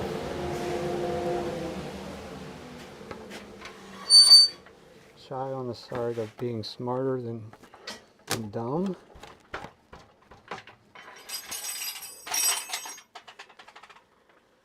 I'm going to steal a bowl gouge on the floor. So I think what I'll do, sit that back here, is just take this off and I'll put my little 2-inch, did I not have that? Well, I didn't have that on there very tight either. Yeah, I never tightened that up. Maybe that's why it was wobbling. As I said, it usually tightens up on its own.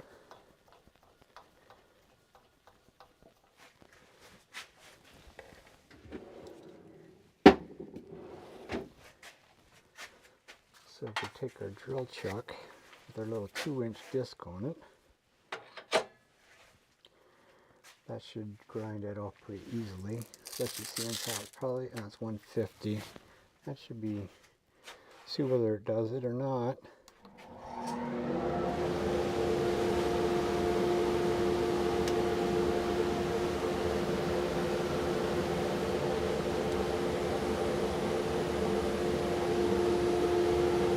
Should take it right off.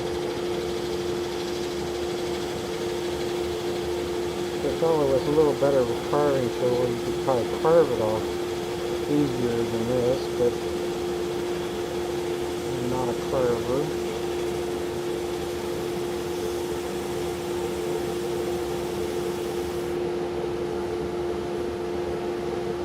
So a little bit of time that it took to do that.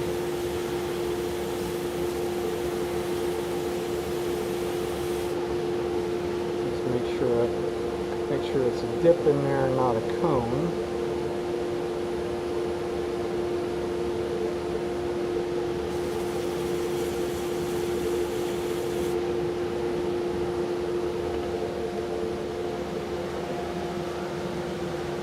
Well, if I had finer sandpaper out here for that, I would be better, but I don't.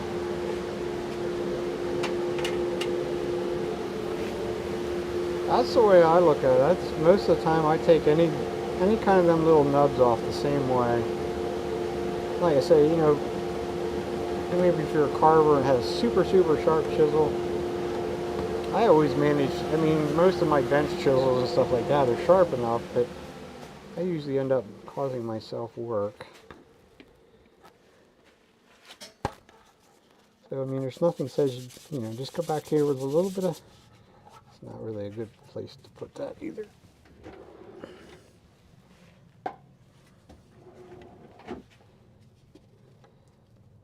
Yeah, that's kind of my philosophy. It's better safe than sorry. We're strictly overhead, so let's go back to there. Be able to see a little bit more. A little bit of, you know, a little bit of hand sanding right here. A little bit of random orbit hand sanding. I mean, it's going to get rid of the majority of those scratches fairly easily and quickly, and not really just distort the bottom.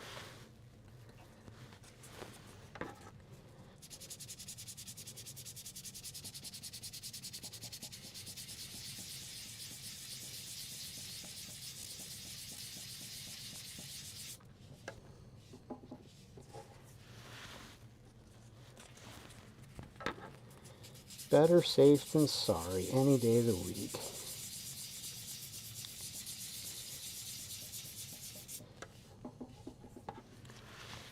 And that should be good enough, I think. Really can't. It's really hard to get a light in there. Really, that's what I should look at. Put it up against a bright light. I don't see any. I was looking because it sounded like the bottom was thin.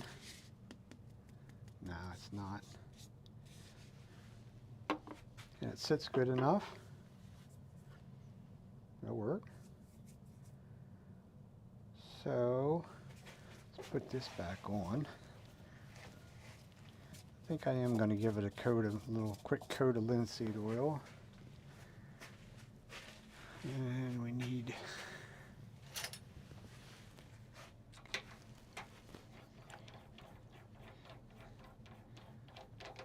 I should pay attention more to Richard Raffin on some of his little things that he likes to do as far as he likes to use that cone center, and I'm not a fan of it.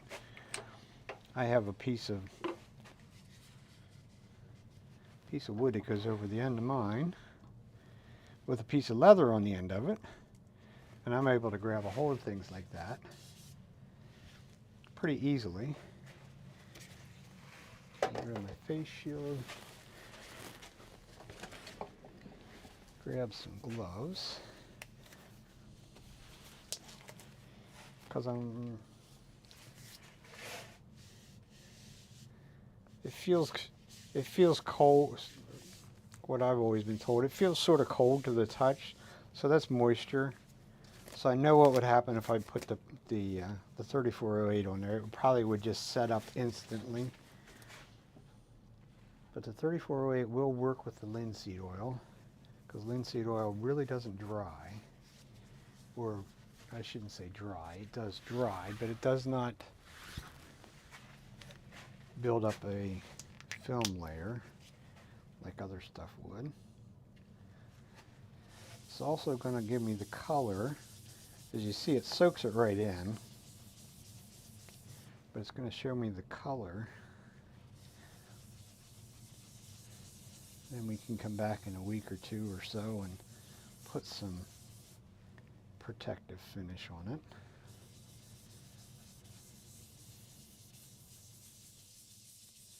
For tonight, it's going to give me a little bit of slowing down process.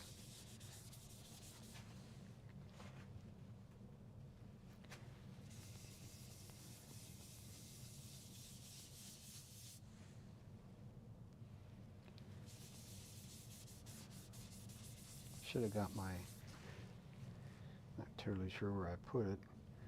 I got some free samples of the walrus oil stuff, which I think is really meant for cutting boards more than this kind of stuff.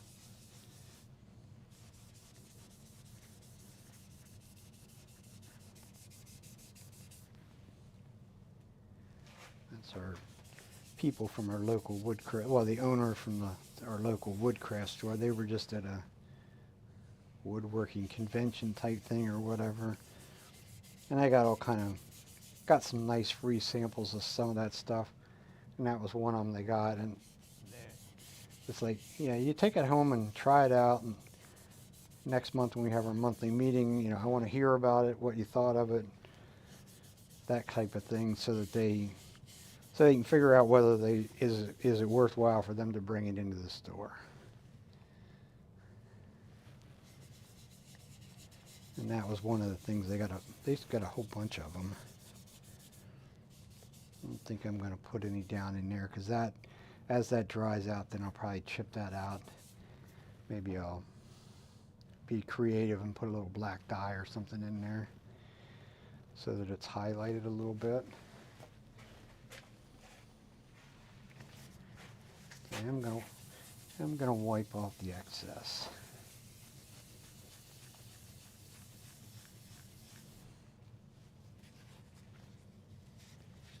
Where is over here? You across the pond, so to speak.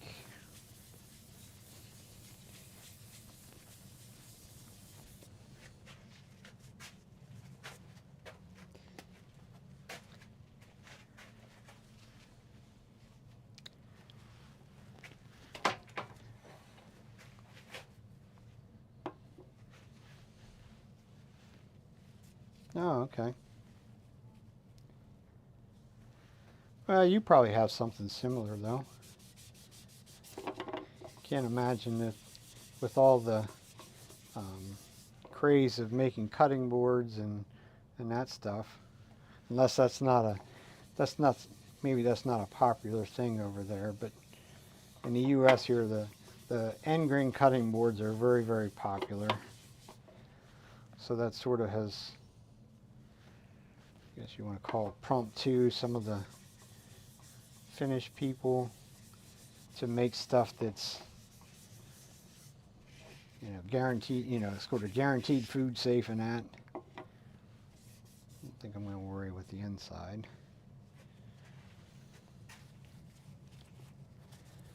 This is definitely a rag that gets opened up and draped over the edge of the trash can.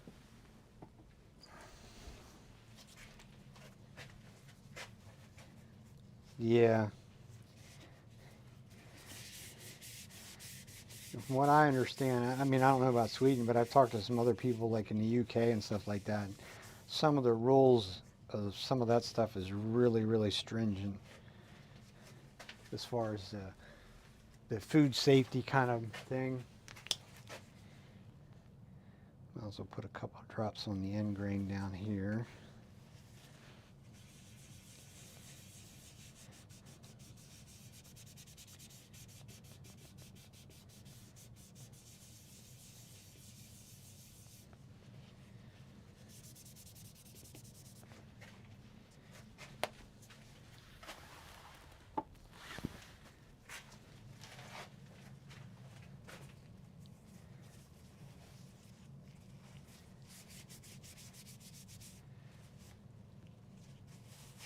Although some of the stuff that I get the other year, I got some stuff from over in the UK.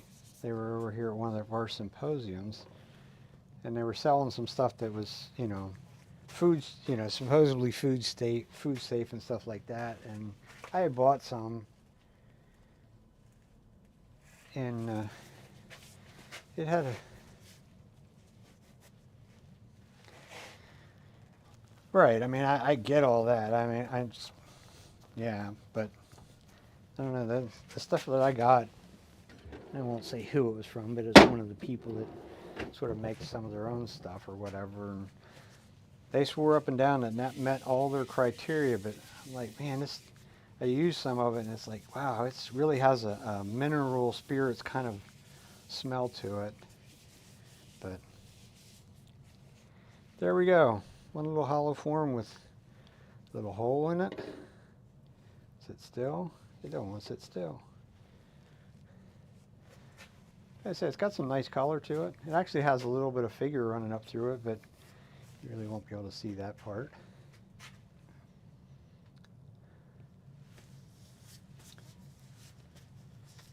Thank you. I try.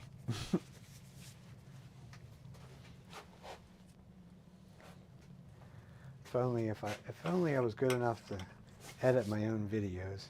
Of course, that's keeping my son-in-law entertained, so. So I think the only thing left on something like this,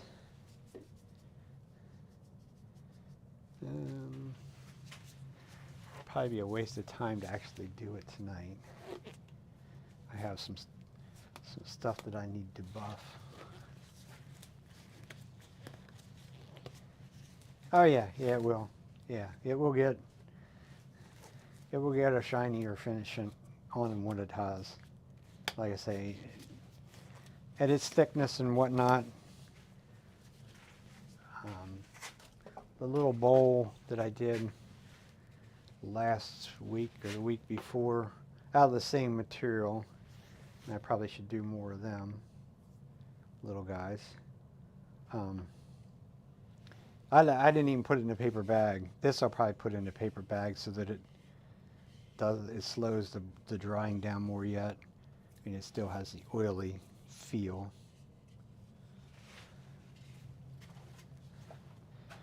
Yeah, it'll get a lid, but that's what I was thinking. I'm like, if I tried to do a lid right now, chances of this being round in a week from now is probably slim to none.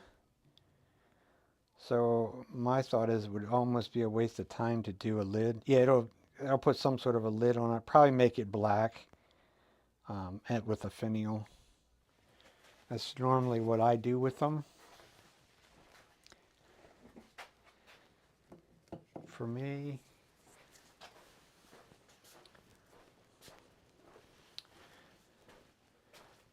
and there's nothing finer than taking the time to make a finial. Oh, that's way too big. That one. And then to find out, in a week or two from now, and I always do them as a pretty loose fit anyhow, because this stuff always moves, so you're not going to keep it still. This is a little, I don't know if you were here last week or not. This is a little itty bitty bowl that I made out of the same material. Very challenging to get cut cleanly. Which I have 2 more blocks here. It's 20 after 6. I might just up and do another one of these little guys. Quick like. This I just left sit out.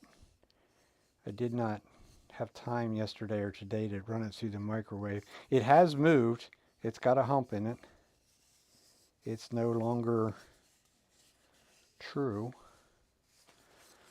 So maybe if I do the other 2 little ones, I have 2 little blocks, same material, out of the same chunk of wood really. And maybe leave them a little bit on the thick side. Might actually work better. So that's got it's got a little bit of something there, a little bit of figure to it right there. So if the figure goes in even relatively, that should be the bottom. Yeah, I've done that. I've done the toaster oven with some of that stuff, and I find it, evidently I try and do it too fast. I'll tell you what does work is the microwave, especially on something like that size. That will work. That I have done. I just didn't have quite the time yesterday or today to play with it or to mess with it, because to do them in the microwave actually does take a fair amount of time, because I would put that little guy probably like 40 seconds at a time, and let it sit for half an hour or something like that.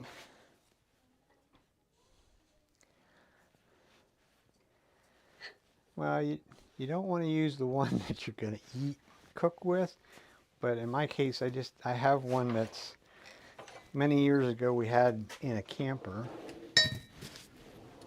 and we kept it all these years. And I said about the microwave thing or something or other, and my wife's like, you still have that other. It's just a little one. It's not a real high wattage one or anything like that. It's very small. So that's the one I use.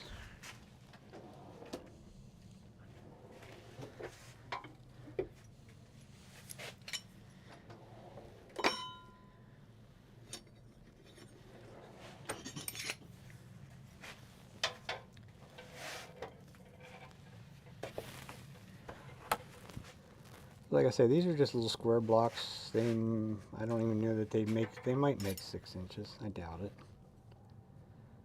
No, they're only about 5 inches square or something like that. It's just kind of a fun little bowl, little size bowls to make.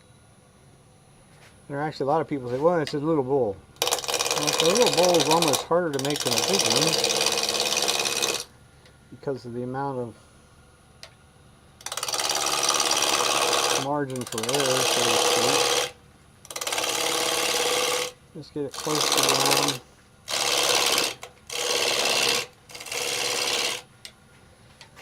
And then from both sides.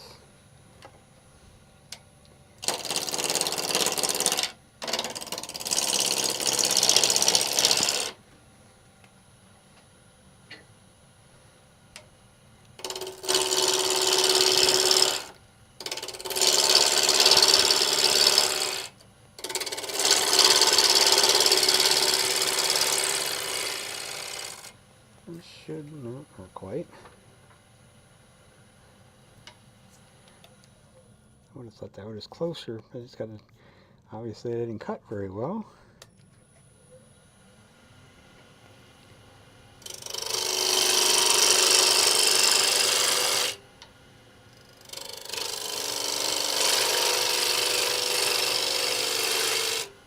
I think we're close there. A little bit. It's close enough though. What I like to do with them is I'll put a tenon down here. This end down here, the tailstock end, is going to be the top.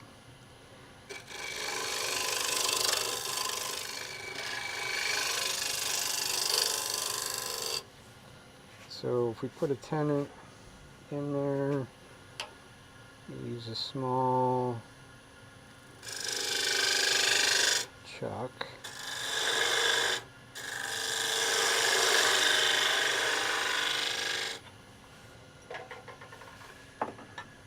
Not worried about it being a super fancy dancy kind of tenon.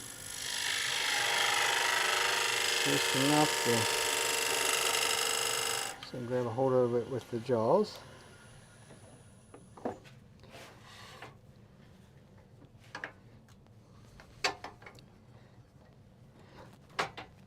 This stuff is so soft, you can see that's why I kept having to turn it in more. It's just digging in to the side grain.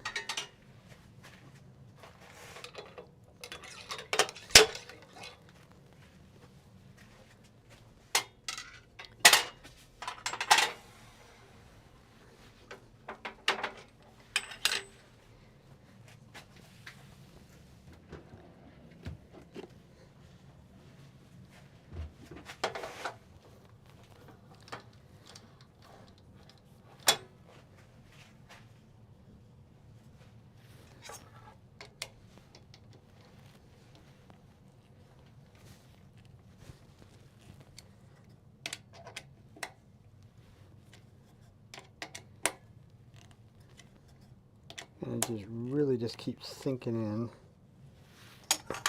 even on the chuck. So we can go back to something like that. And come back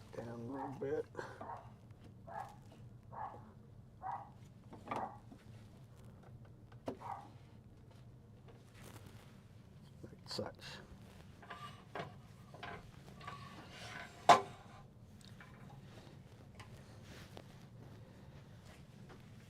Now we have total, yeah, totally knocked the camera. Oh no, it didn't move it.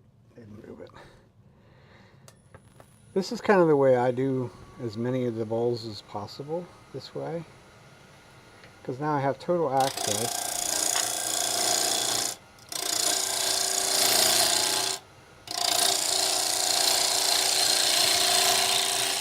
No tailstock in the road.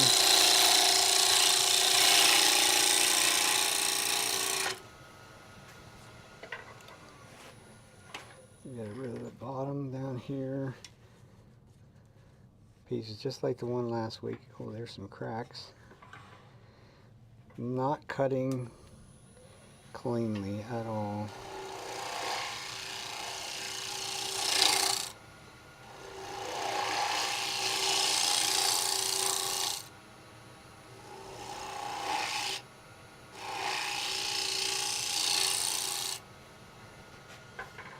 So we need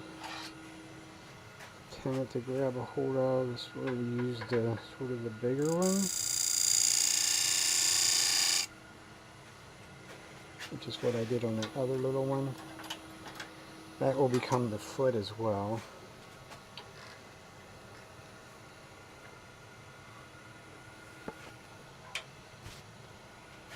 And then we can get rid of some more of this, as well as start to make a curve.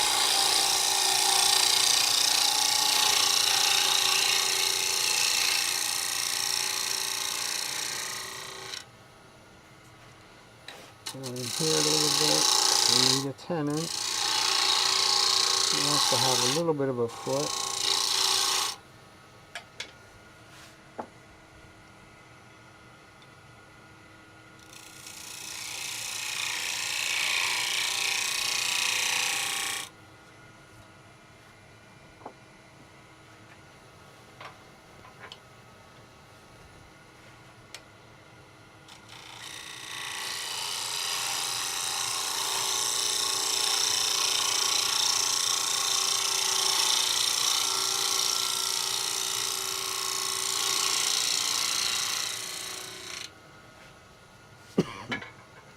Stuff has an odd smell to it as well. Still have a flat. Still have little cracks too. Ooh. That's not a good place for a crack right there. It's got a crack right in that tenon. That's got to go, right?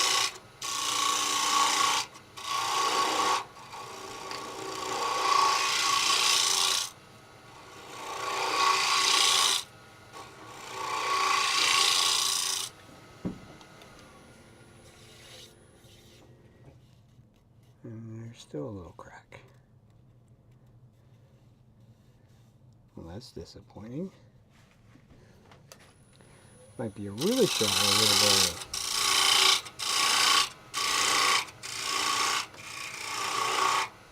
bowl. It is. This is cypress. What the guy told me that gave it to me, which is one of our wood guys that comes to our wood turning meeting. I think this is actually, I mean, cypress is normally something you see in the South in the U.S., like Florida, those southern states. It's kind of like a swamp type tree.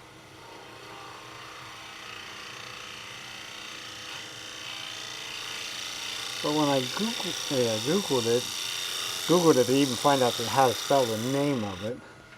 Is really what I Googled it for.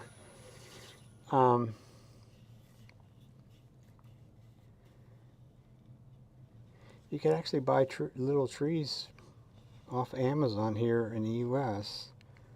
Of course, that doesn't necessarily mean anything, but yeah, it's a tree that would generally grow in a very, very wet climate.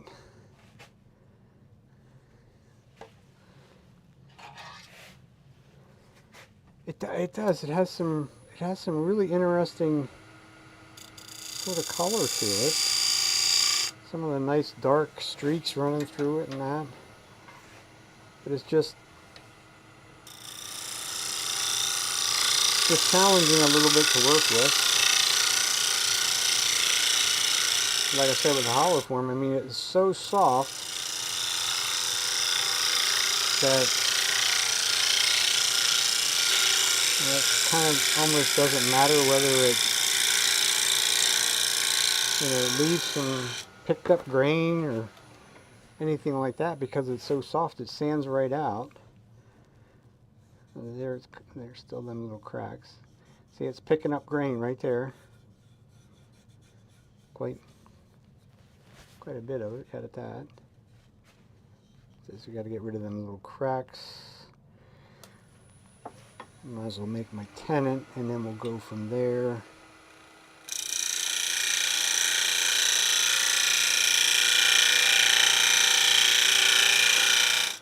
And that will be a tenant / foot. That will stay in the finished piece. I think I'll switch over to the, was using a 1/2 inch bowl gouge. I'll go back to my little 3/8. And depending on where you're from in the world, this is actually a 3/8 inch bar, so I think they would, depends on what part of the world you're from, they would consider this a 1/4 inch bowl gouge. It has a 1/4 inch flute. U.S. manufacturers believe in a little bit different of a version of that. They generally go by the bar size. You can see what the parting tool just flat out tears that stuff to pieces.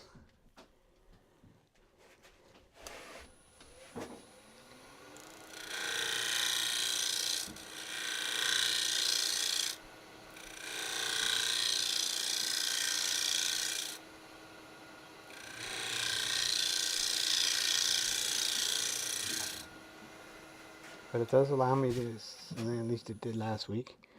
It's not going to this week though. Still torn up pieces.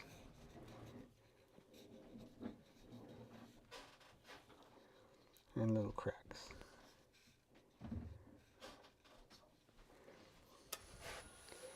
That's kind of weird.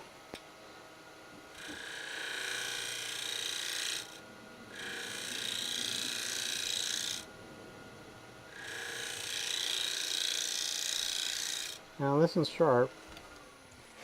That's what I went. That was a philosophy last week too. Is I just go sharpen them, and I could do that. But this one here, I think what I'm going to do with it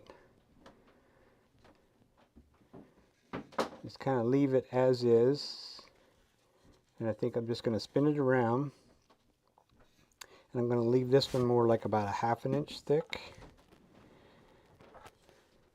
And this one I'll put in a paper bag, and then hopefully, well, I know next weekend I will have time. Wife's going to be out of town, so I get to do what I want to do.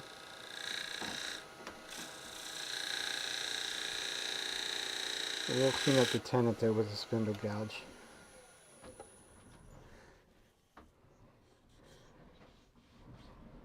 Now, that, even though that's torn up right there, believe it or not, a little 180 grit sandpaper, that's what I did last week. That literally will disappear very, very quickly. It's that soft. But in this case, I'm going to just sort of basically rough turn this. Spin it around, I'll hollow out the inside, and I'll let it go till, like I say, till next week, and I will microwave it and basically force dry it, and then come back and see what it does. See whether that's kind of the answer, is the fact that not all wet woods will actually cut cleanly. They usually do. Did I do the wrong size jaws? I did. So that's not good.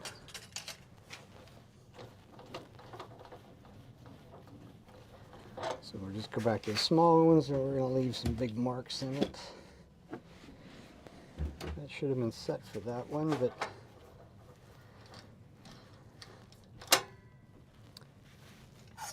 but I made the extra little cut or two in there, so that did not do overly well.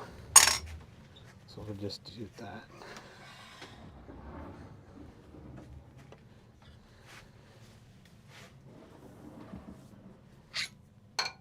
You mean in this fashion?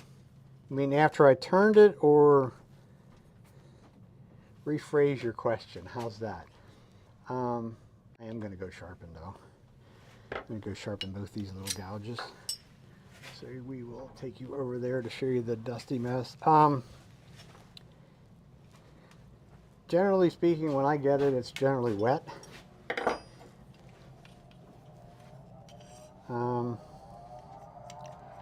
I don't have a time frame as far as to store it when it's wet. It's usually more of an issue of getting to it.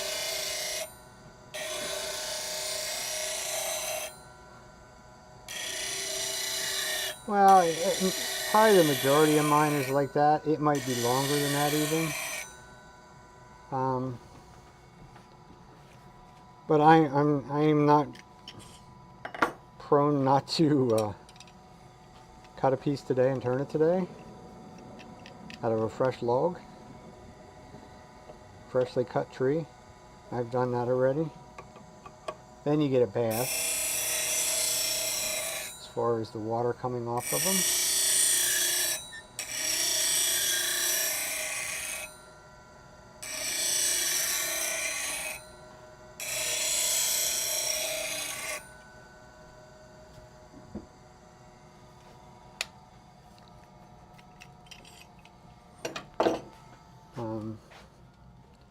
Yeah, now this, I don't have that one set right.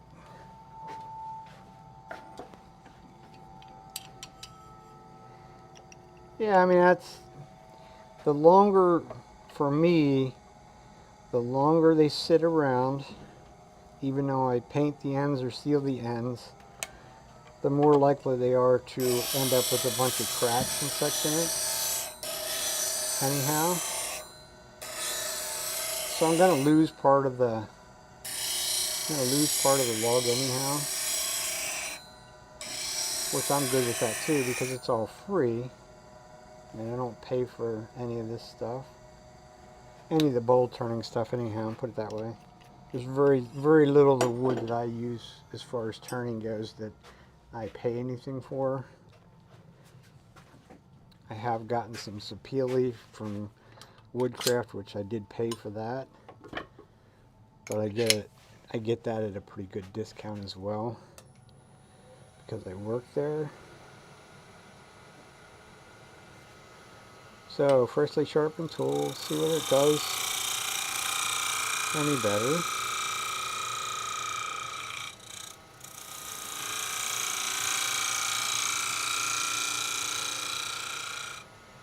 And that could be part of the problem on some of these. That actually did, yeah, that's still picking it up right there. But better than what it did on the outside. Like I say, this is just going to be sort of a rough turn of the bowl.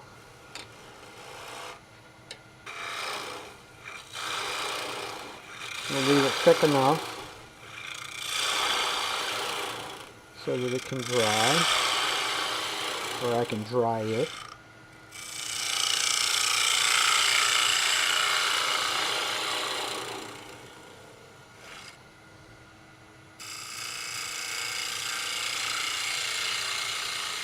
And then we'll come back to it at a little bit later date, which is generally what I do with them. I don't, maybe not on this size.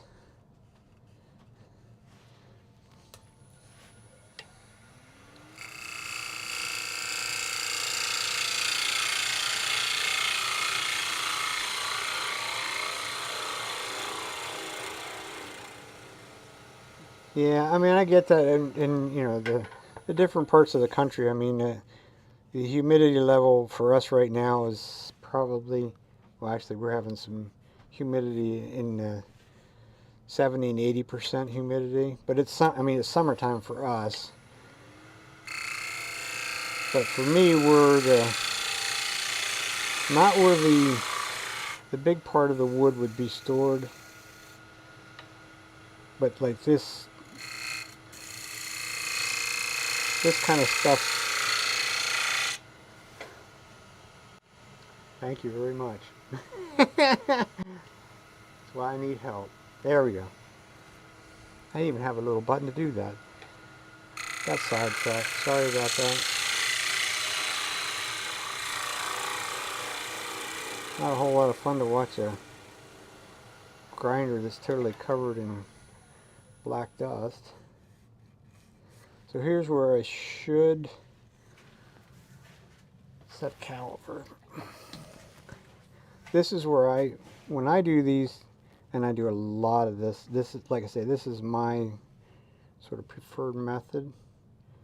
A set of calipers, and I want this to be as consistent as what I can possibly get it.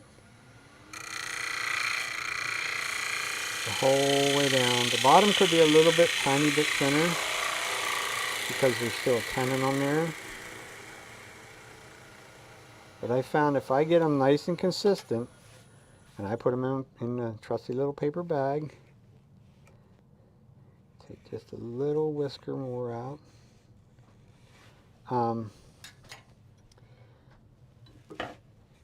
I can leave them sit for whatever, 8 months to a year. They're sitting in my basement, which is a finished area.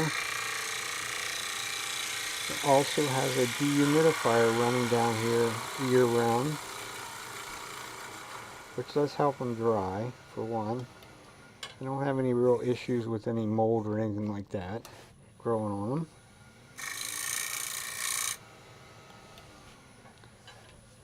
And I have a very good success rate at it. And it's, you know, it's dirt cheap. The paper bags are free. They come from the grocery store. So, you know, it's kind of like recycling other materials, so to speak. So there's a little guy. There again, it has a little bit of figure to it. This will be test number 2. We'll set that one, let that one go. And like I say, that one I'm going to put in a paper bag, a little paper bag. And we'll come back to that next week. And we'll finish that one up. What time is it? Now it's time for me to quit. Little granddaughter will be going to bed here shortly, so we're going to call it a day. We'll be back at it again next week, for sure.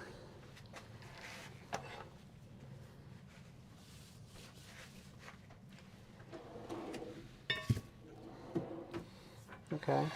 Well, I'll try and start earlier next week. How's that? Let's see, how many hours? You're at midnight, so you're 5 hours ahead of us? 6:45 here. So you're...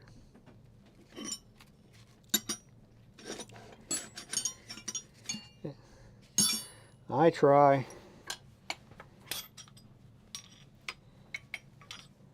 Thanks for coming in and chatting along.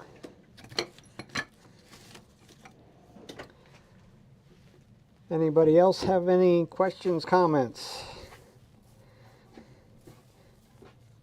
You have to clean your lathe. After you play with wet wood, though.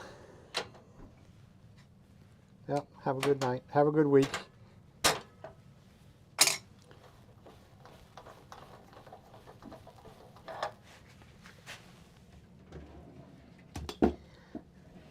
At least get the chips and stuff off the bed ways. Could use some wax.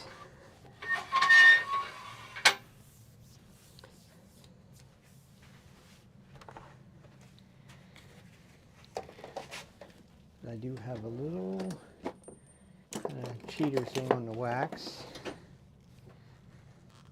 Once again, this is a U.S. manufacturer. A little, almost like a little chapstick of wax.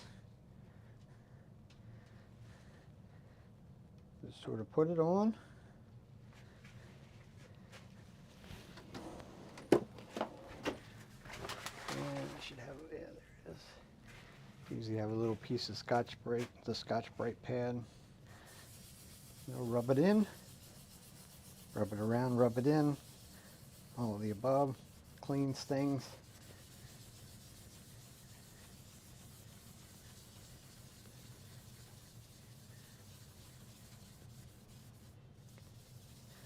That's probably the only downfall of working with wet wood,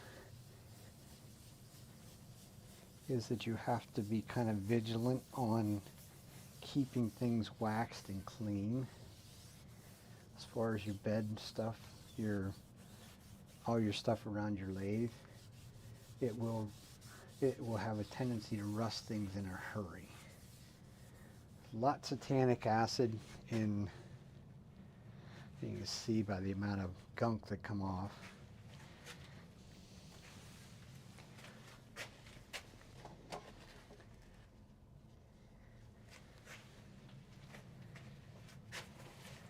But my philosophy when it comes to the wood, if it's free, it's me. You know, I'll try just about any kind of wood.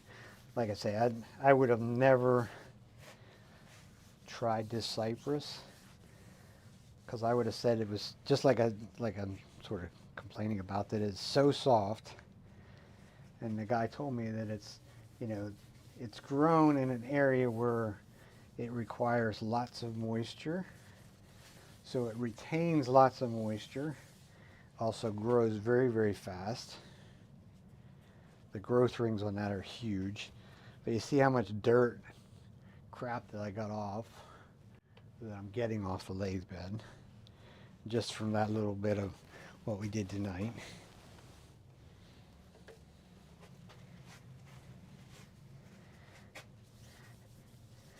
And I just keep wiping it off to get most of the wax off and get more of the dirt off. You can use some cleaner on there too. Use a little bit of alcohol or what have you on it to clean it.